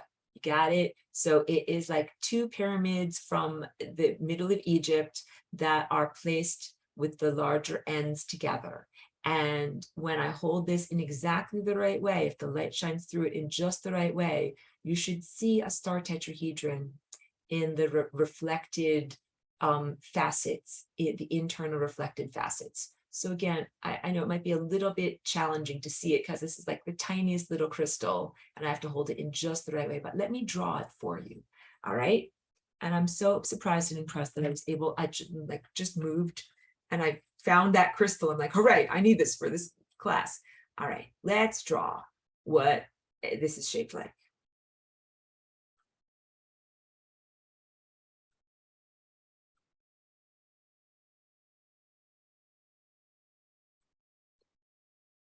Okay, so we're starting off with these equilateral triangles that are shaped like this, right? You've got this one that is pointing downward and is receptive to chef's choice of the cosmos. And then you've got this one that is pointing upward and is your very specific desires about what you would like to be experiencing, right? All right, so what I want to do is kind of simplify that in my line drawing. And I'm just going to do these two triangles like this, and two triangles like this. In order to perform that final maneuver and make fabulous strudel of reality, I'm going to connect these two sides together. These two sides together. This top goes over to here. This top, oh, now I'm moving things. This top goes over to here. This bottom goes over to here. This bottom goes over to here. And then this line goes across like this. That was what I wanted you to be able to see in the reflecting facets of the crystal. That might be a little bit challenging to see. So this is a rearrangement of the facets of the original star tetrahedron and a rearrangement with your perception. It does not mean an adding or a removal or no additions, no amputations. It is simply a restructuring of everything you have.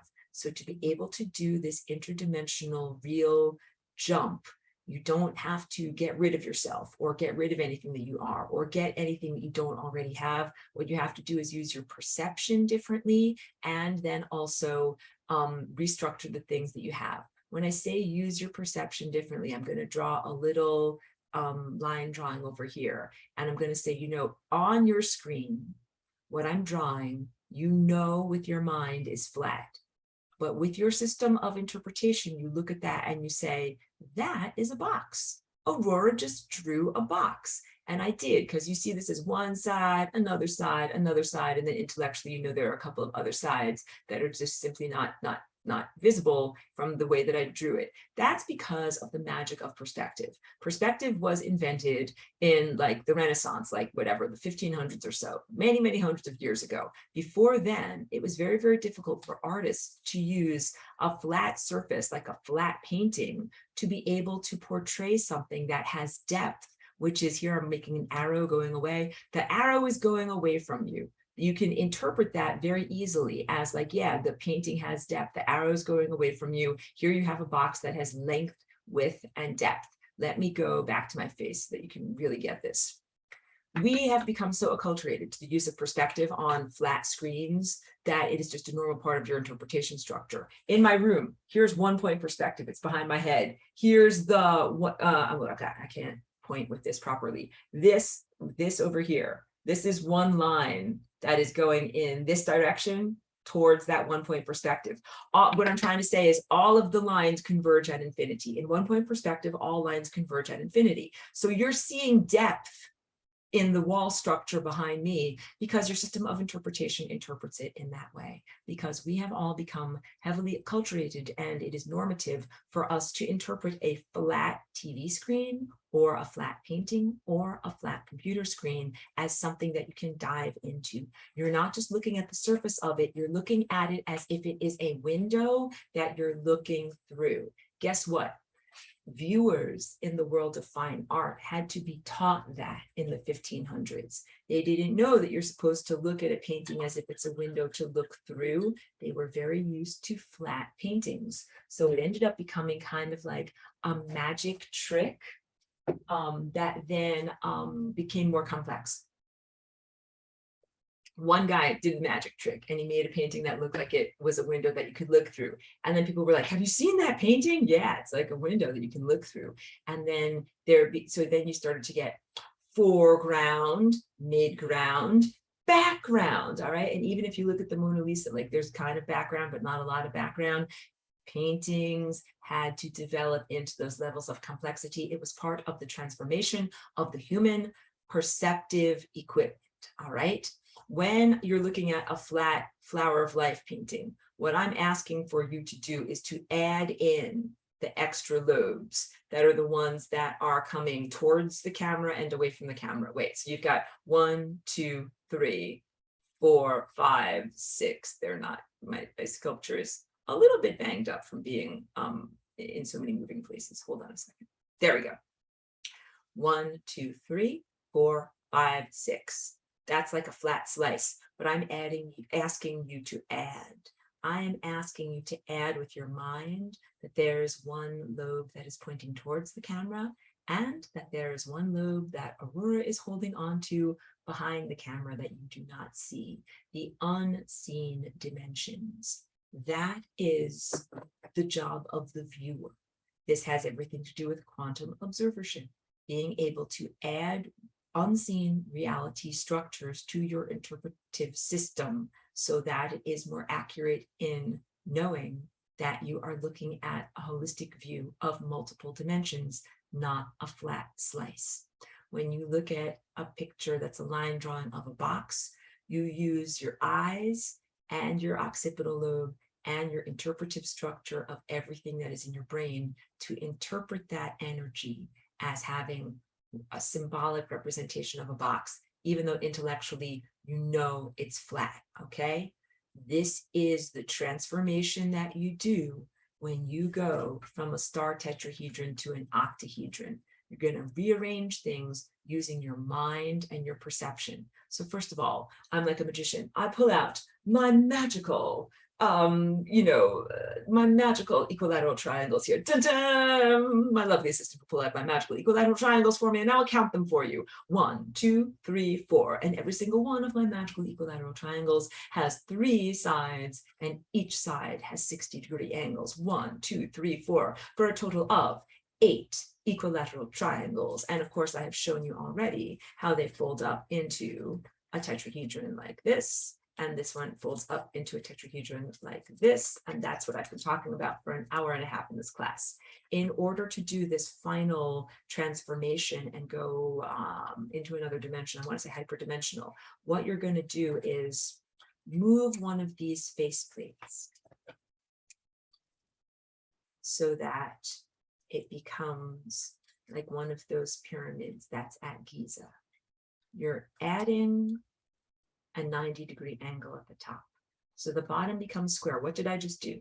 I just took this, that was like this, all right? And I folded it around like this. And now that is going to be the top half of your octahedron. I took already existing information and I rearranged it into a new format. I didn't add extra triangles. I didn't take away triangles. I didn't cut anything with scissors. I moved around what I already had. And in so doing, I not only have 60-degree angles, 60, 60, 60, I now also have a 90-degree angle up here. Anytime you get a new angle, you're getting a new degree of freedom. And I'm going to do the same thing with my complementary downward-facing pyramid. Dun-dun, dun-dun. And I'm going to put them together. Dun-dun. And that is called an octahedron. And it's exactly the same shape as that little tiny crystal that I showed to you. It has 8 sides, same number of sides. Wait, the magic. 1, 2, 3, 4, 5, 6, 7, 8. Still 8 sides, 8 sides, 8 sides.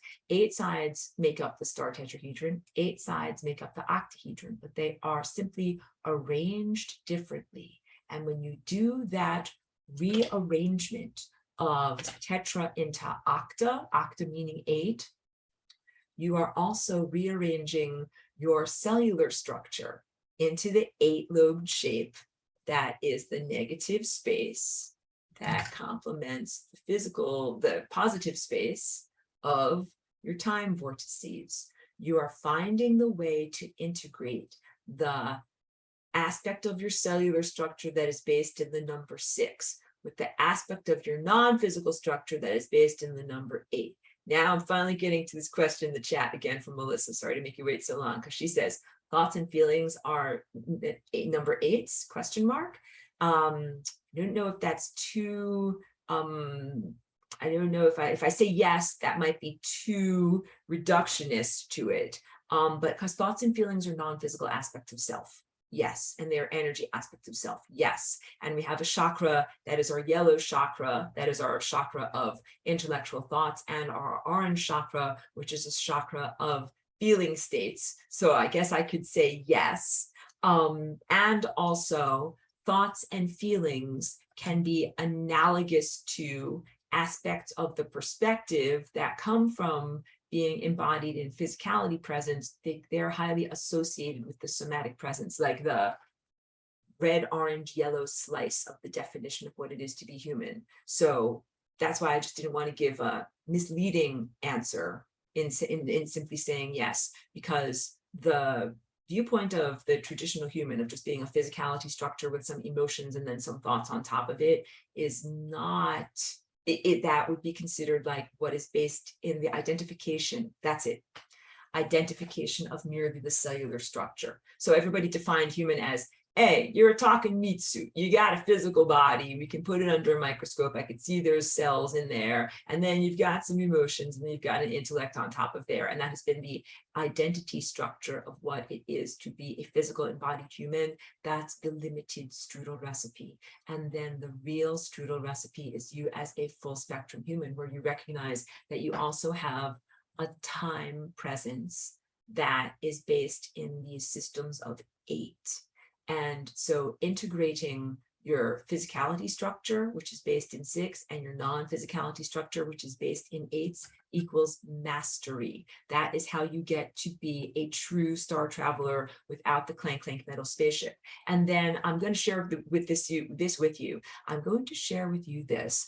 Hold on, and I'm also going to bring up a painting. So this is a painting that I did that's called Vessel. That is it here? Is it here? Is it here? It's in my other room. Yeah, I do have it here. Hold on. I have a video of me doing this like a stop motion, because I did this many years ago, and I glued a camera to the ceiling. Actually, my friend loaned me a camera that I Velcroed to the ceiling. I didn't permanently glue it to the ceiling, but I placed it on the ceiling and took images throughout my 6-month process of painting this painting. I'm bringing this up because let's show it to you. Sometimes it's just so hard for me to put this all into words, but I'm just like, let me just show you the picture. So this over here should be evident. It is the greater level of complexity of the simplified painting I showed you. That's the Merkaba chakra. So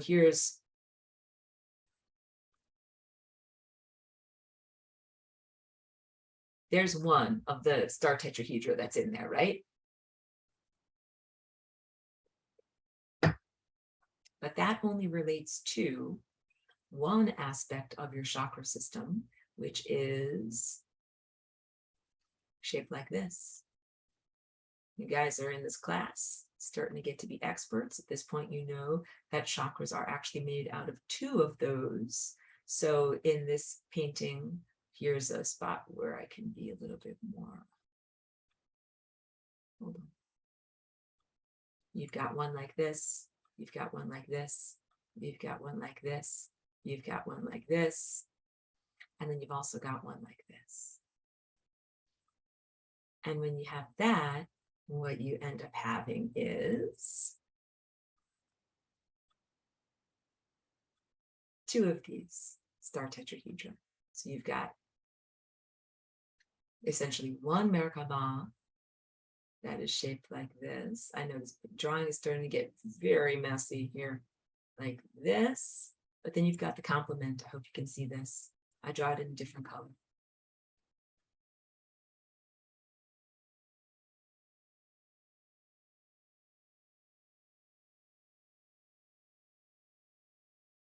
So all of my paintings, like they're very beautiful, but then they're also very intentional and follow a lot of rules, like not just random. So there's a reason why I paint all of these patterns in these ways. So this is really what you've got. You've got 2 star tetrahedra that are complementary to your chakra systems that are like this. So you don't just have one Merkaba, you actually have another Merkaba that is at 90-degree angles. And I'm bringing this up because this is essentially a painting of a big giant spaceship. That this is essentially many consciousness vehicles integrated together. So you have your own individuated vehicle that can be this over here. Let's just use the simplified line drawing. That's your individuated vehicle. And of course, like I said, like you have one at 90-degree angles, but then you have another one that's complementary at the other 90-degree angles. But then when you have one of those next to another one, they integrate next to another one, next to another one, next to another one, you end up making a light ship.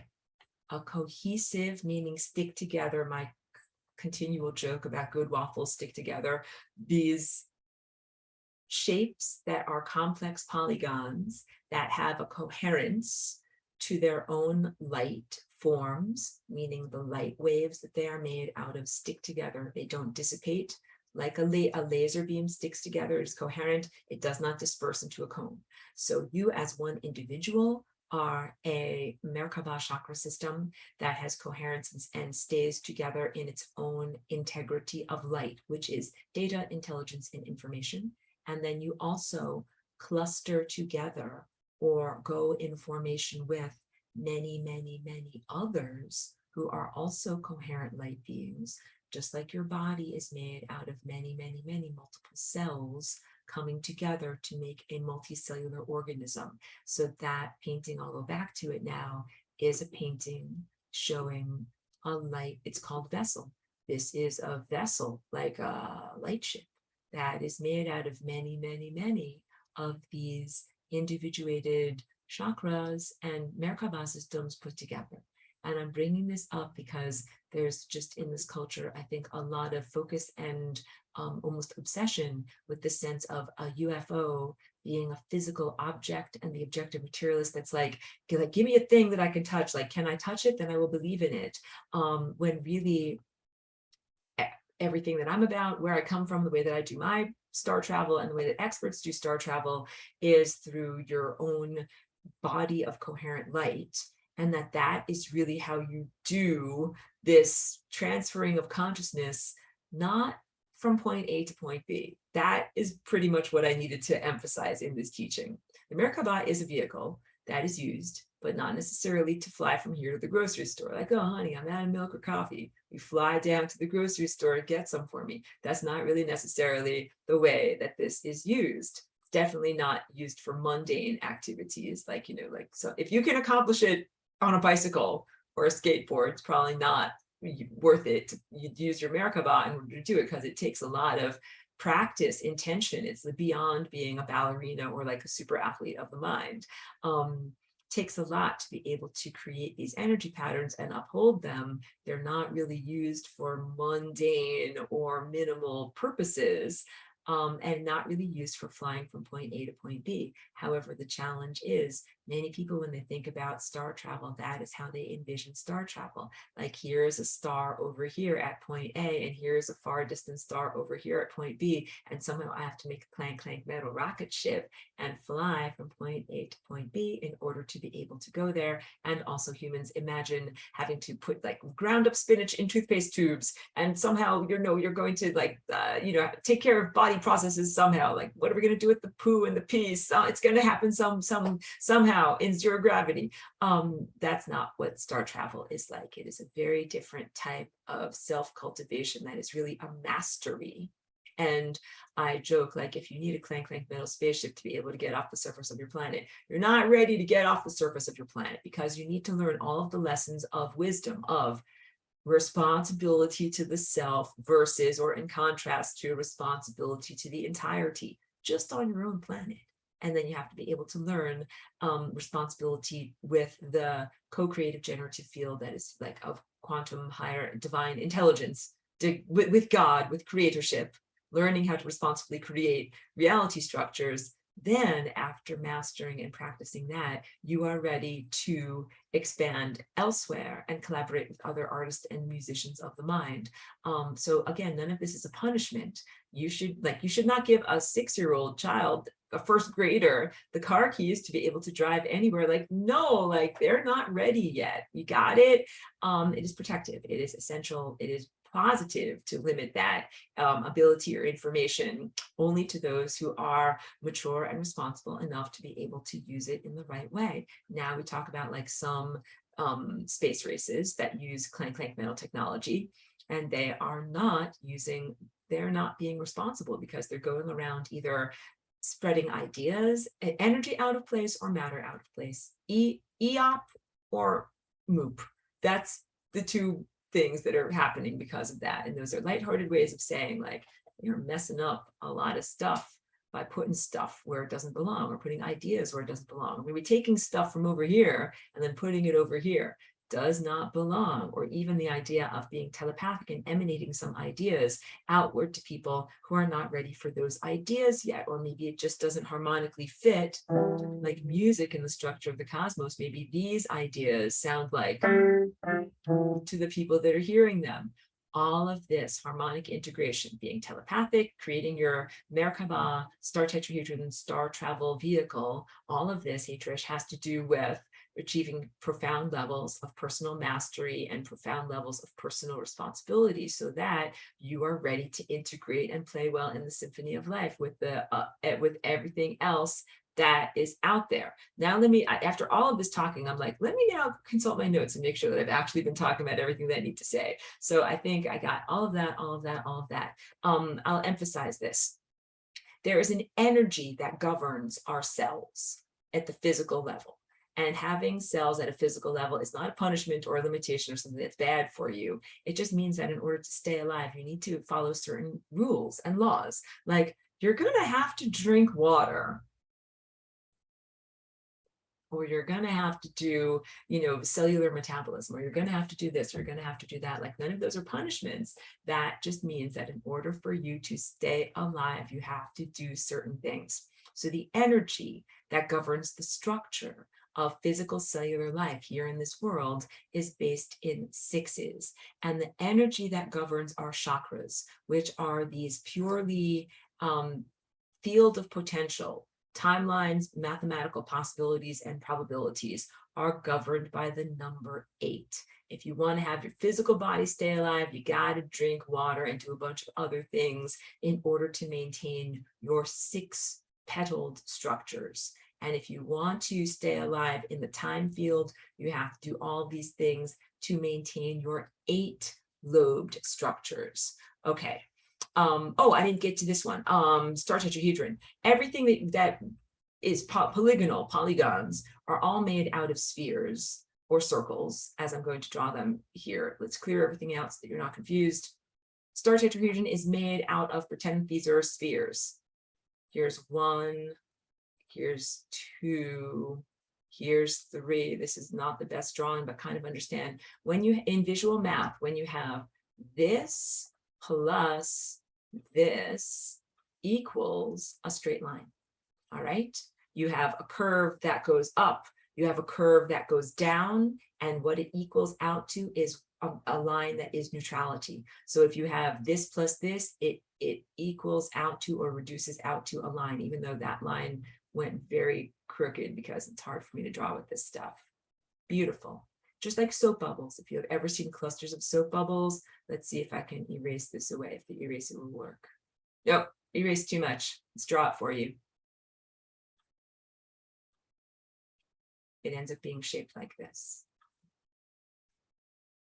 That's 2 soap bubbles clustered together, because this ends up making kind of like a flat face in between. So when I draw something that is shaped like this, what you're actually getting is the reduction of soap bubbles that are like this. And that is truthful of every single straight-sided polygon that's out there. These are all reductions of all of these curvilinear forms, but that mostly we do not see the curvilinear forms. So please understand that the way that the cosmos is structured, everything is made out of either spheres or circles, and that those then reduce to these straight lines. All right. Yes, so I want you to see each one of these overlapping triangle faces as being the end result of overlapping spheres. The way that you add an additional degree of freedom and add an additional dimension is through your perception, the magic of perspective.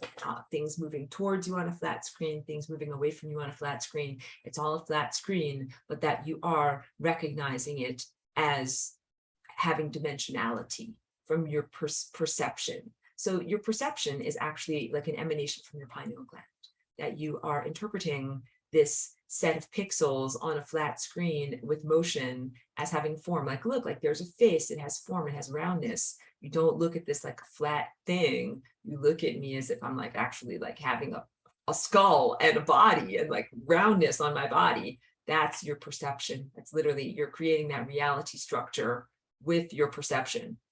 I got all of these things, already did all of that. Good. So let me talk about if we go back to the emphasis of what the Merkaba is. In terms of protection, when I have these, let's say we're going to practice, but this is what I would encourage you guys to do in terms of performing the Merkaba for yourself. First, begin with the basic envisionment of the upward facing pyramid and the downward facing pyramid. And then in putting these two pyramids into motion and visualizing what it looks like and feels like to make them move, intend for protection. Say loving energies, anything of the tone of the love tone, love and above may enter into my protective force field, but anything that cannot, that does not conform to that definition, that would be kind of flung off. If you could imagine it, kind of like either if it is internal to you, as soon as you get things spinning, kapow, like you're spinning out anything that might be pathogenic. Any unwanted microbes inside of you, kapow, energetic immune system, they're being spun out. And then let's also say, if something is in your environment that is attempting to come inside of you and it is pathogenic, again, kapow, these things are being spun away from you. Well, and also, of course, a receptivity and a welcoming in of all frequencies that are of love and above. This is similar to having a firewall on your computer so you don't get computer viruses. I don't know if that's that much of an issue now, but it was a big issue when I first recorded this lesson. And this is also a way of shielding your reality from negative and intrusive thoughts. You need to shield your world seed. So this is just like I was saying, you have the potentiality field that is the generative field, like where you plant seeds in your garden. I would define that as God. I would define it as divine higher intelligence, the source, the generative force field. I'm trying to look for exactly the right words, but it's incredibly powerful field of potentiality. And then you, as a partner, take your world seed of thoughts and feelings and desires and place it into that generative force field. It's essential to shield your world seed so that it contains your desires, your intentions, not anything else that might be either random or arbitrary or intrusive or malevolent or not arising from you. And that is part of artistic responsibility in creatorship.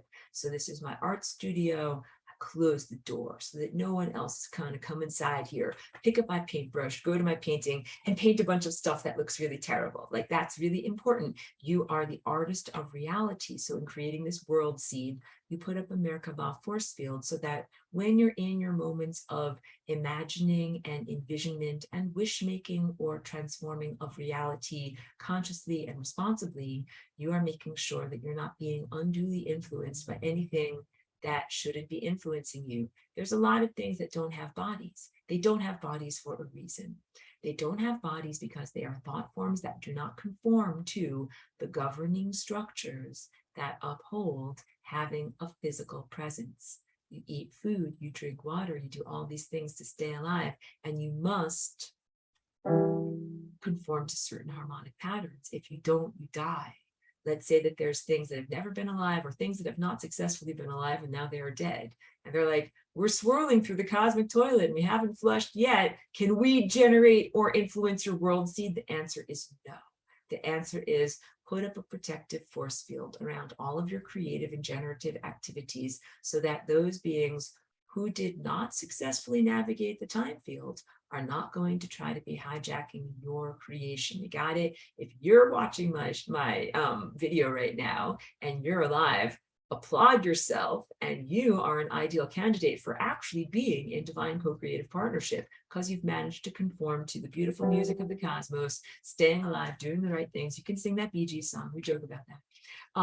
But you are still alive, and that means that you get to influence reality, as opposed to like a ghost from 1688. Like, they already had their life. They should not be influencing you or anyone else or your reality creation. And believe me, there are all sorts of thought residues, consciousness residues, fragmented entities that have been alive, entities that have never been alive. There's all sorts of signals swirling around it there, protecting your world seed. Okay. For interdimensional travel, if you are using your Merkaba to travel, let's say from this timeline over here to this timeline over here, you can think of it as protective force field traveling from one timeline that contains undesirable or uninvited ideas onto an ideal or optimum or improved timeline that does not contain those ideas. These are different ways. I'm asking you now to do your yoga of perception. Instead of saying, like, I'm traveling from point A to point B, from timeline A to timeline B, I'm traveling from reality state, quality of existence, to reality state, quality of existence B. And in quality of existence B, there are no thought structures that are made by uninvited ideas. That's big, because as we are in this class more and we talk about this more, we'll talk about, those pesky occupiers of the interstices or negative entities or thought fragments that certainly have influenced our world quite a lot. And when I talk about the ascension process, a lot of it is about really the transcendence of those unhealed personality fragments that should not be creating or generating or influencing reality. We are all, as a collective, in a group Merkaba made up of individual Merkabas, going onto a timeline where there are no repercussions of negative or uninvited thought structures, government, money, harmful religion, and many other things that have been created by these fragmented realities. Fragmented entities create negatively influencing realities. They're basically unhealed aspects of self, or unintegrated aspects of self that sometimes need to go to entropy as opposed to trying to be somehow manifested in reality. This is big. So you're going onto a timeline that is of more controlled, desired ideas. And I write this in my notes: the way you go somewhere else is by transforming reality with your thoughts. All right. And this is what I recorded 10 years ago. And this is what I recorded as like the basics of ABCs and 1, 2, 3s of Merkaba. But this is also highly applicable to the ongoing process of personal and planetary ascension. You go somewhere else. But this is not escapism, like, Calgon, take me away, or Clank, like mental spaceship, I fly from here to Mars. This is go somewhere else by transforming reality structures with your thoughts. You go to a nearby dimension that contains exactly what you desire. And this is also a non-linear travel, transferring from one timeline to another timeline. And that's the final aspect that I showed you, going from star tetrahedron to octahedron. And that has to do with changing the structure of your water in your body, which is the structuring aspect of your cellular structure, from merely containing 6-lobed shapes into containing 8-lobed shapes, by imagining forward the spokes that stick upward from the flat plane and backward from the flat plane. So here's the flat plane of the flower of life. Here's a spoke that sticks up, and here's a spoke that sticks down. That is what you're adding with your perspective. You're working within the rules of a higher dimensional reality. Oh, this is big, and I have to say this. Blah, blah, blah. Aurora, why so obsessed with all of these polygons and angles? And why does it have to be this way? And like, you can be confrontational. You can have attitude. You can do it. Why does it have to be this way? Why? And the answer is because it sticks together. There's a coherence. When you build a house that has 90-degree angles, everything sticks together. You frame the house properly, and then if there's a hurricane, a windstorm, earthquake, the whole entire thing isn't destabilized. The whole entire thing doesn't fall down. It has structural integrity. When I'm teaching you about all of these various different types of structures, a star tetrahedron, an octahedron, the chakra structures, why are they shaped like that? Because they have structural integrity. As a brief anecdote in my life, I came home from the store, the groceries were in the back of the seat of the car. I stopped short and the groceries all fell over, and I had these eggs that were in an egg carton, and the egg carton popped open and some of the eggs rolled forward underneath the seats and all over the place, in the car. And I'm like, oh, I'm gonna have to see if I have to have a big cleanup job because what happened with those eggs. So I look in the back of the car, none of the eggs broke. Why is that? Because eggs are amazing shapes. They are shapes that are literally created in order to protect. They have a great deal of structural integrity. They are made to protect the delicate contents from forces that happen in life. The egg is one of these sacred geometry type of force polygon shapes. It's shaped that way for a reason. It's not shaped like a ping pong ball or a perfect sphere. It is shaped like an egg for a reason, because it works, and it works as evidence of the fact that I didn't have to clean up a whole bunch of broken egg mess in the back of my car. The eggs stuck together. It's shaped that way because it works.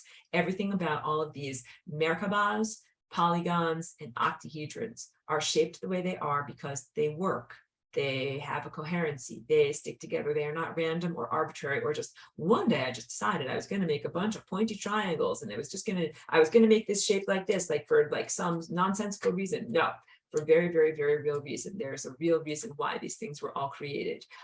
So just like if you're an architect, you have to follow the rules if you want to create a structure that's going to last. And you can think of some of these ancient stone structures like the Parthenon or something like that in Greece, where it's like, yeah, that was built a very long time ago and still has the structural integrity to have many aspects of it still put together. I showed you a flat image of that painting vessel, but I'm going to share with you in the homework section the process painting so that you can get more of an idea of what the details look like. And then I have good zoom in at the end so you can really see what it looks like.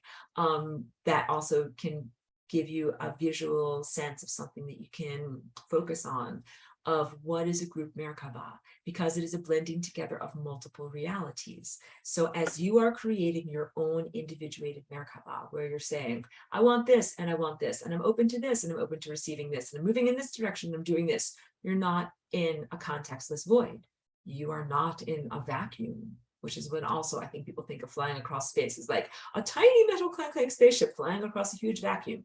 No, real experts do star travel in consciousness vehicles, and you're absolutely integrated with many other multiple reality structures of other people and organisms, including like your dog can be part of. I joke about Cheeky being a co-pilot. She's sleeping in her bed right now.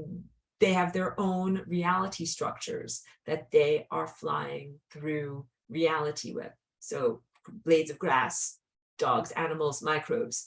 It is a group intention of where the larger vehicle goes. This is big because this also speaks to who I am as Aurora and my Aurora collective. So when I show you this painting over here, there are many, many, many individuals and their individual Merkabas that are all generating realities, and they're having a blending together of multiple realities. And that's exactly what my collective is like, of where I come from, a group of individuals, a band, a symphony, that each one is playing their own individual instrument, making their own individual reality, and also all of those realities harmonically integrate and are complementary and reciprocal and supportive of one another. Like I am supporting another person with my reality structure, and they are supporting me. So me and my dog are a pretty good example of that here in this world, because I love her and I support her, and she also loves me and supports me. And that when I say that, what I mean is her observership.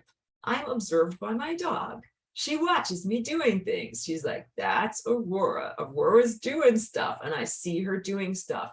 And I'm loving her and supporting her existence with my observership. And I do the same thing with my dog. I'm like, that's my dog sitting there. And I love her and I support her in her existence. It's not just that I give her dog food, that what I'm doing is like literally helping her to be in existence, but it's not a one-way street.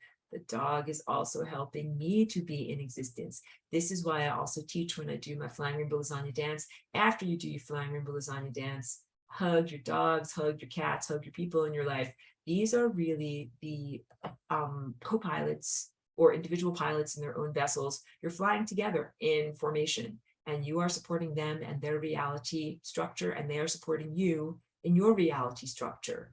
I don't know if that's making enough sense, but you might be perceiving someone else tangentially. You're not, their life is not the center of your existence. You're the epicenter of your own existence, but your observership of someone else supports them in their existence. And same thing with them observing you. And then also when you root for someone else, when you're like, you get that gopher, cheeky, like you get them, then you're like supporting someone else in their dream. That's cheeky's heaven, being a gopher hunter. But if you see me like with my art and my music, and you're like, you do your art, you do your music, Aurora, like achieve those highest heights, then you are, again, supporting me with your observership, with your energy, with your intention for me to fly on the proper pathways. This is what I'm talking about. So it's not necessarily flying from point A to point B. You're flying from reality structure to reality structure, where you are doing things and having experiences. So you're not flying, you're experiencing space and time, but you're not just flying from point A to point B. What you're doing is flying through hyperspace realities. You're flying through different reality structures. On one reality structure, I have Rocky Road ice cream. On another reality structure, I don't have any ice cream. On an interesting reality structure, I have olive oil flavored ice cream. And then the final thing that I wrote here is I steer my life by having my chakras aligned in different positions. And that is absolutely truthful. These are like the bicycle tires of your vehicle going in certain directions. These are also like your steering wheels. You can imagine this is like a steering wheel through time.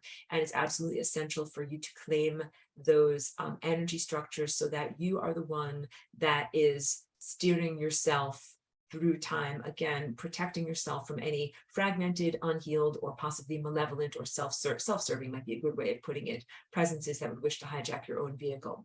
I'll read a few more things, but I always encourage you to check out the notes. I share the notes in the email, but I also have this PDF now, and the PDF is good because it has some of the images and diagrams too. Unconditional love is the tone that is the end result of this balanced transfer of energy. Symmetry, symmetrical giving and receiving. 10 units out, 10 units in equals love tone. You are co-creating within the limits of keeping yourself balanced. Got it? You have to be in this balance between what you are receiving and what you are giving, and the entirety of the superstructure that you are navigating.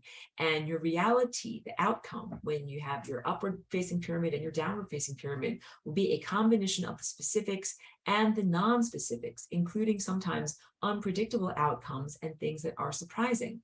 So you're using your mind to create and generate this energetic structure floating around your body. You visualize it. So this is, again, a little bit different than simply experiencing as like an infant experiences in a very pure state. This is getting into levels of intentional creation energy, which is part of becoming a galactically mature citizen. I'm just going to roll through this video one more time so that you get a sense of what is the Merkaba, starting with a basic pyramid facing upward, basic pyramid facing downward, being able to envision the complementary rotation of the energy fields, being able to get up to the point where they are at optimum speeds, feeling that column of light in going up and down through your central core of your body, connects to earth, it connects to the stars. And then finally, the culmination of being able to do this is rearranging the physicality of your cellular structure to be able to transform into an octahedron and literally go into a different time dimension or different reality structure or different timeline, or how my words found me. All right. It is a life's work to be able to do this. Like, it's not a small thing.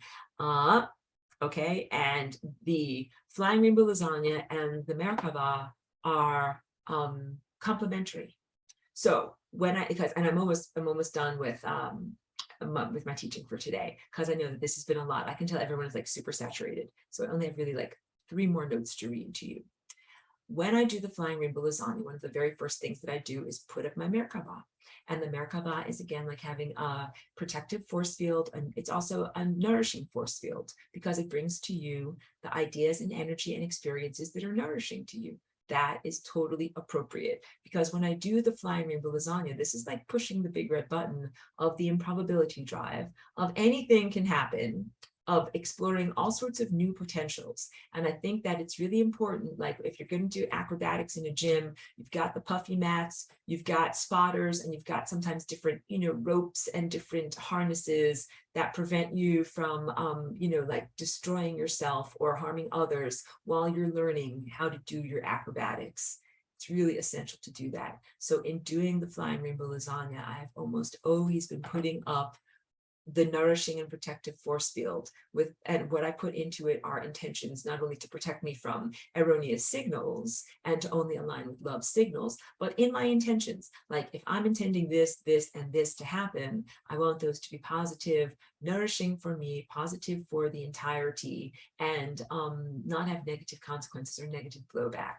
And so that's how I would really suggest you begin to apply these concepts. And of course, I know for level 1 people, you might not even know what exactly is the flying rainbow lasagna yet, but I'll get much more into that. But it is a bridge between two things, bridging together formerly divergent realms. It can also be a bridge between the singularity that is within you and the singularity that is within the sun or the stars or any other aspect of light or any other aspect of consciousness anywhere. It can be a bridge between yourself and other versions of yourself in parallel realities or in pasts or futures.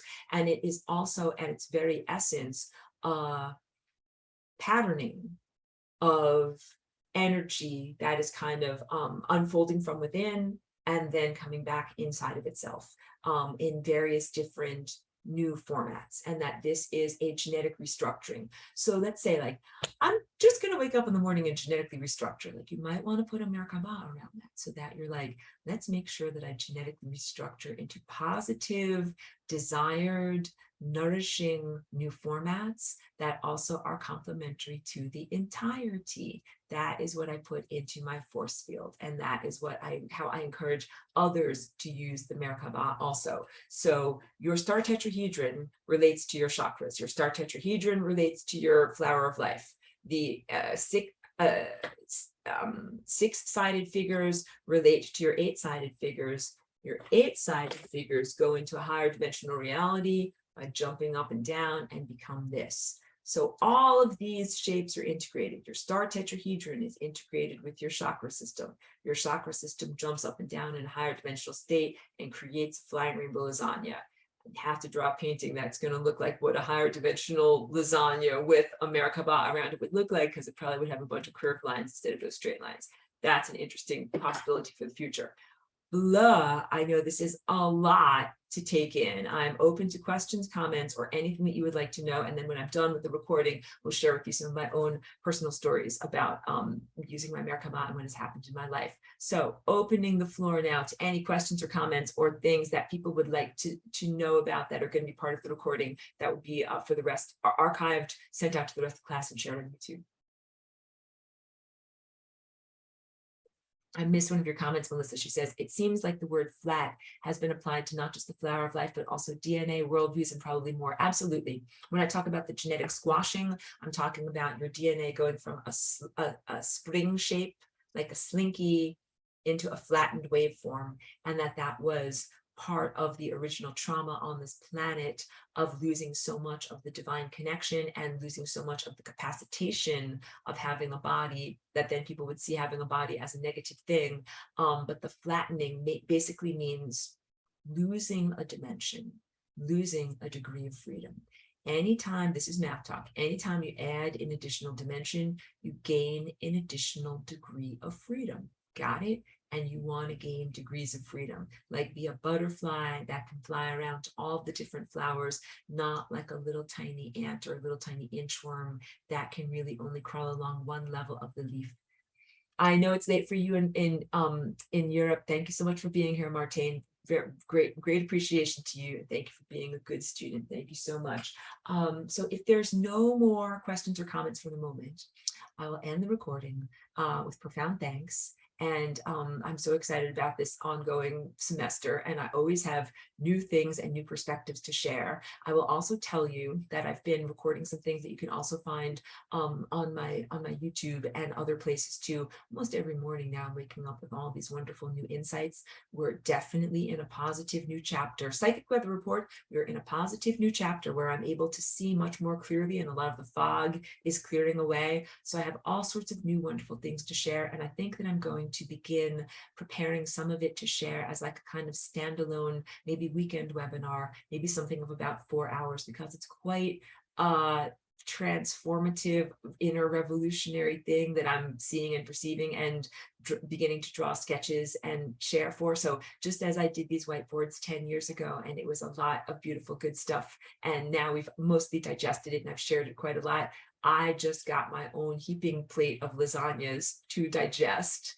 And I really look forward to sharing that with you. So I'm loosely beginning to call it the path of light, where light on its journey is what I'm trying to talk about. So please stay tuned for that. And I thank you very much.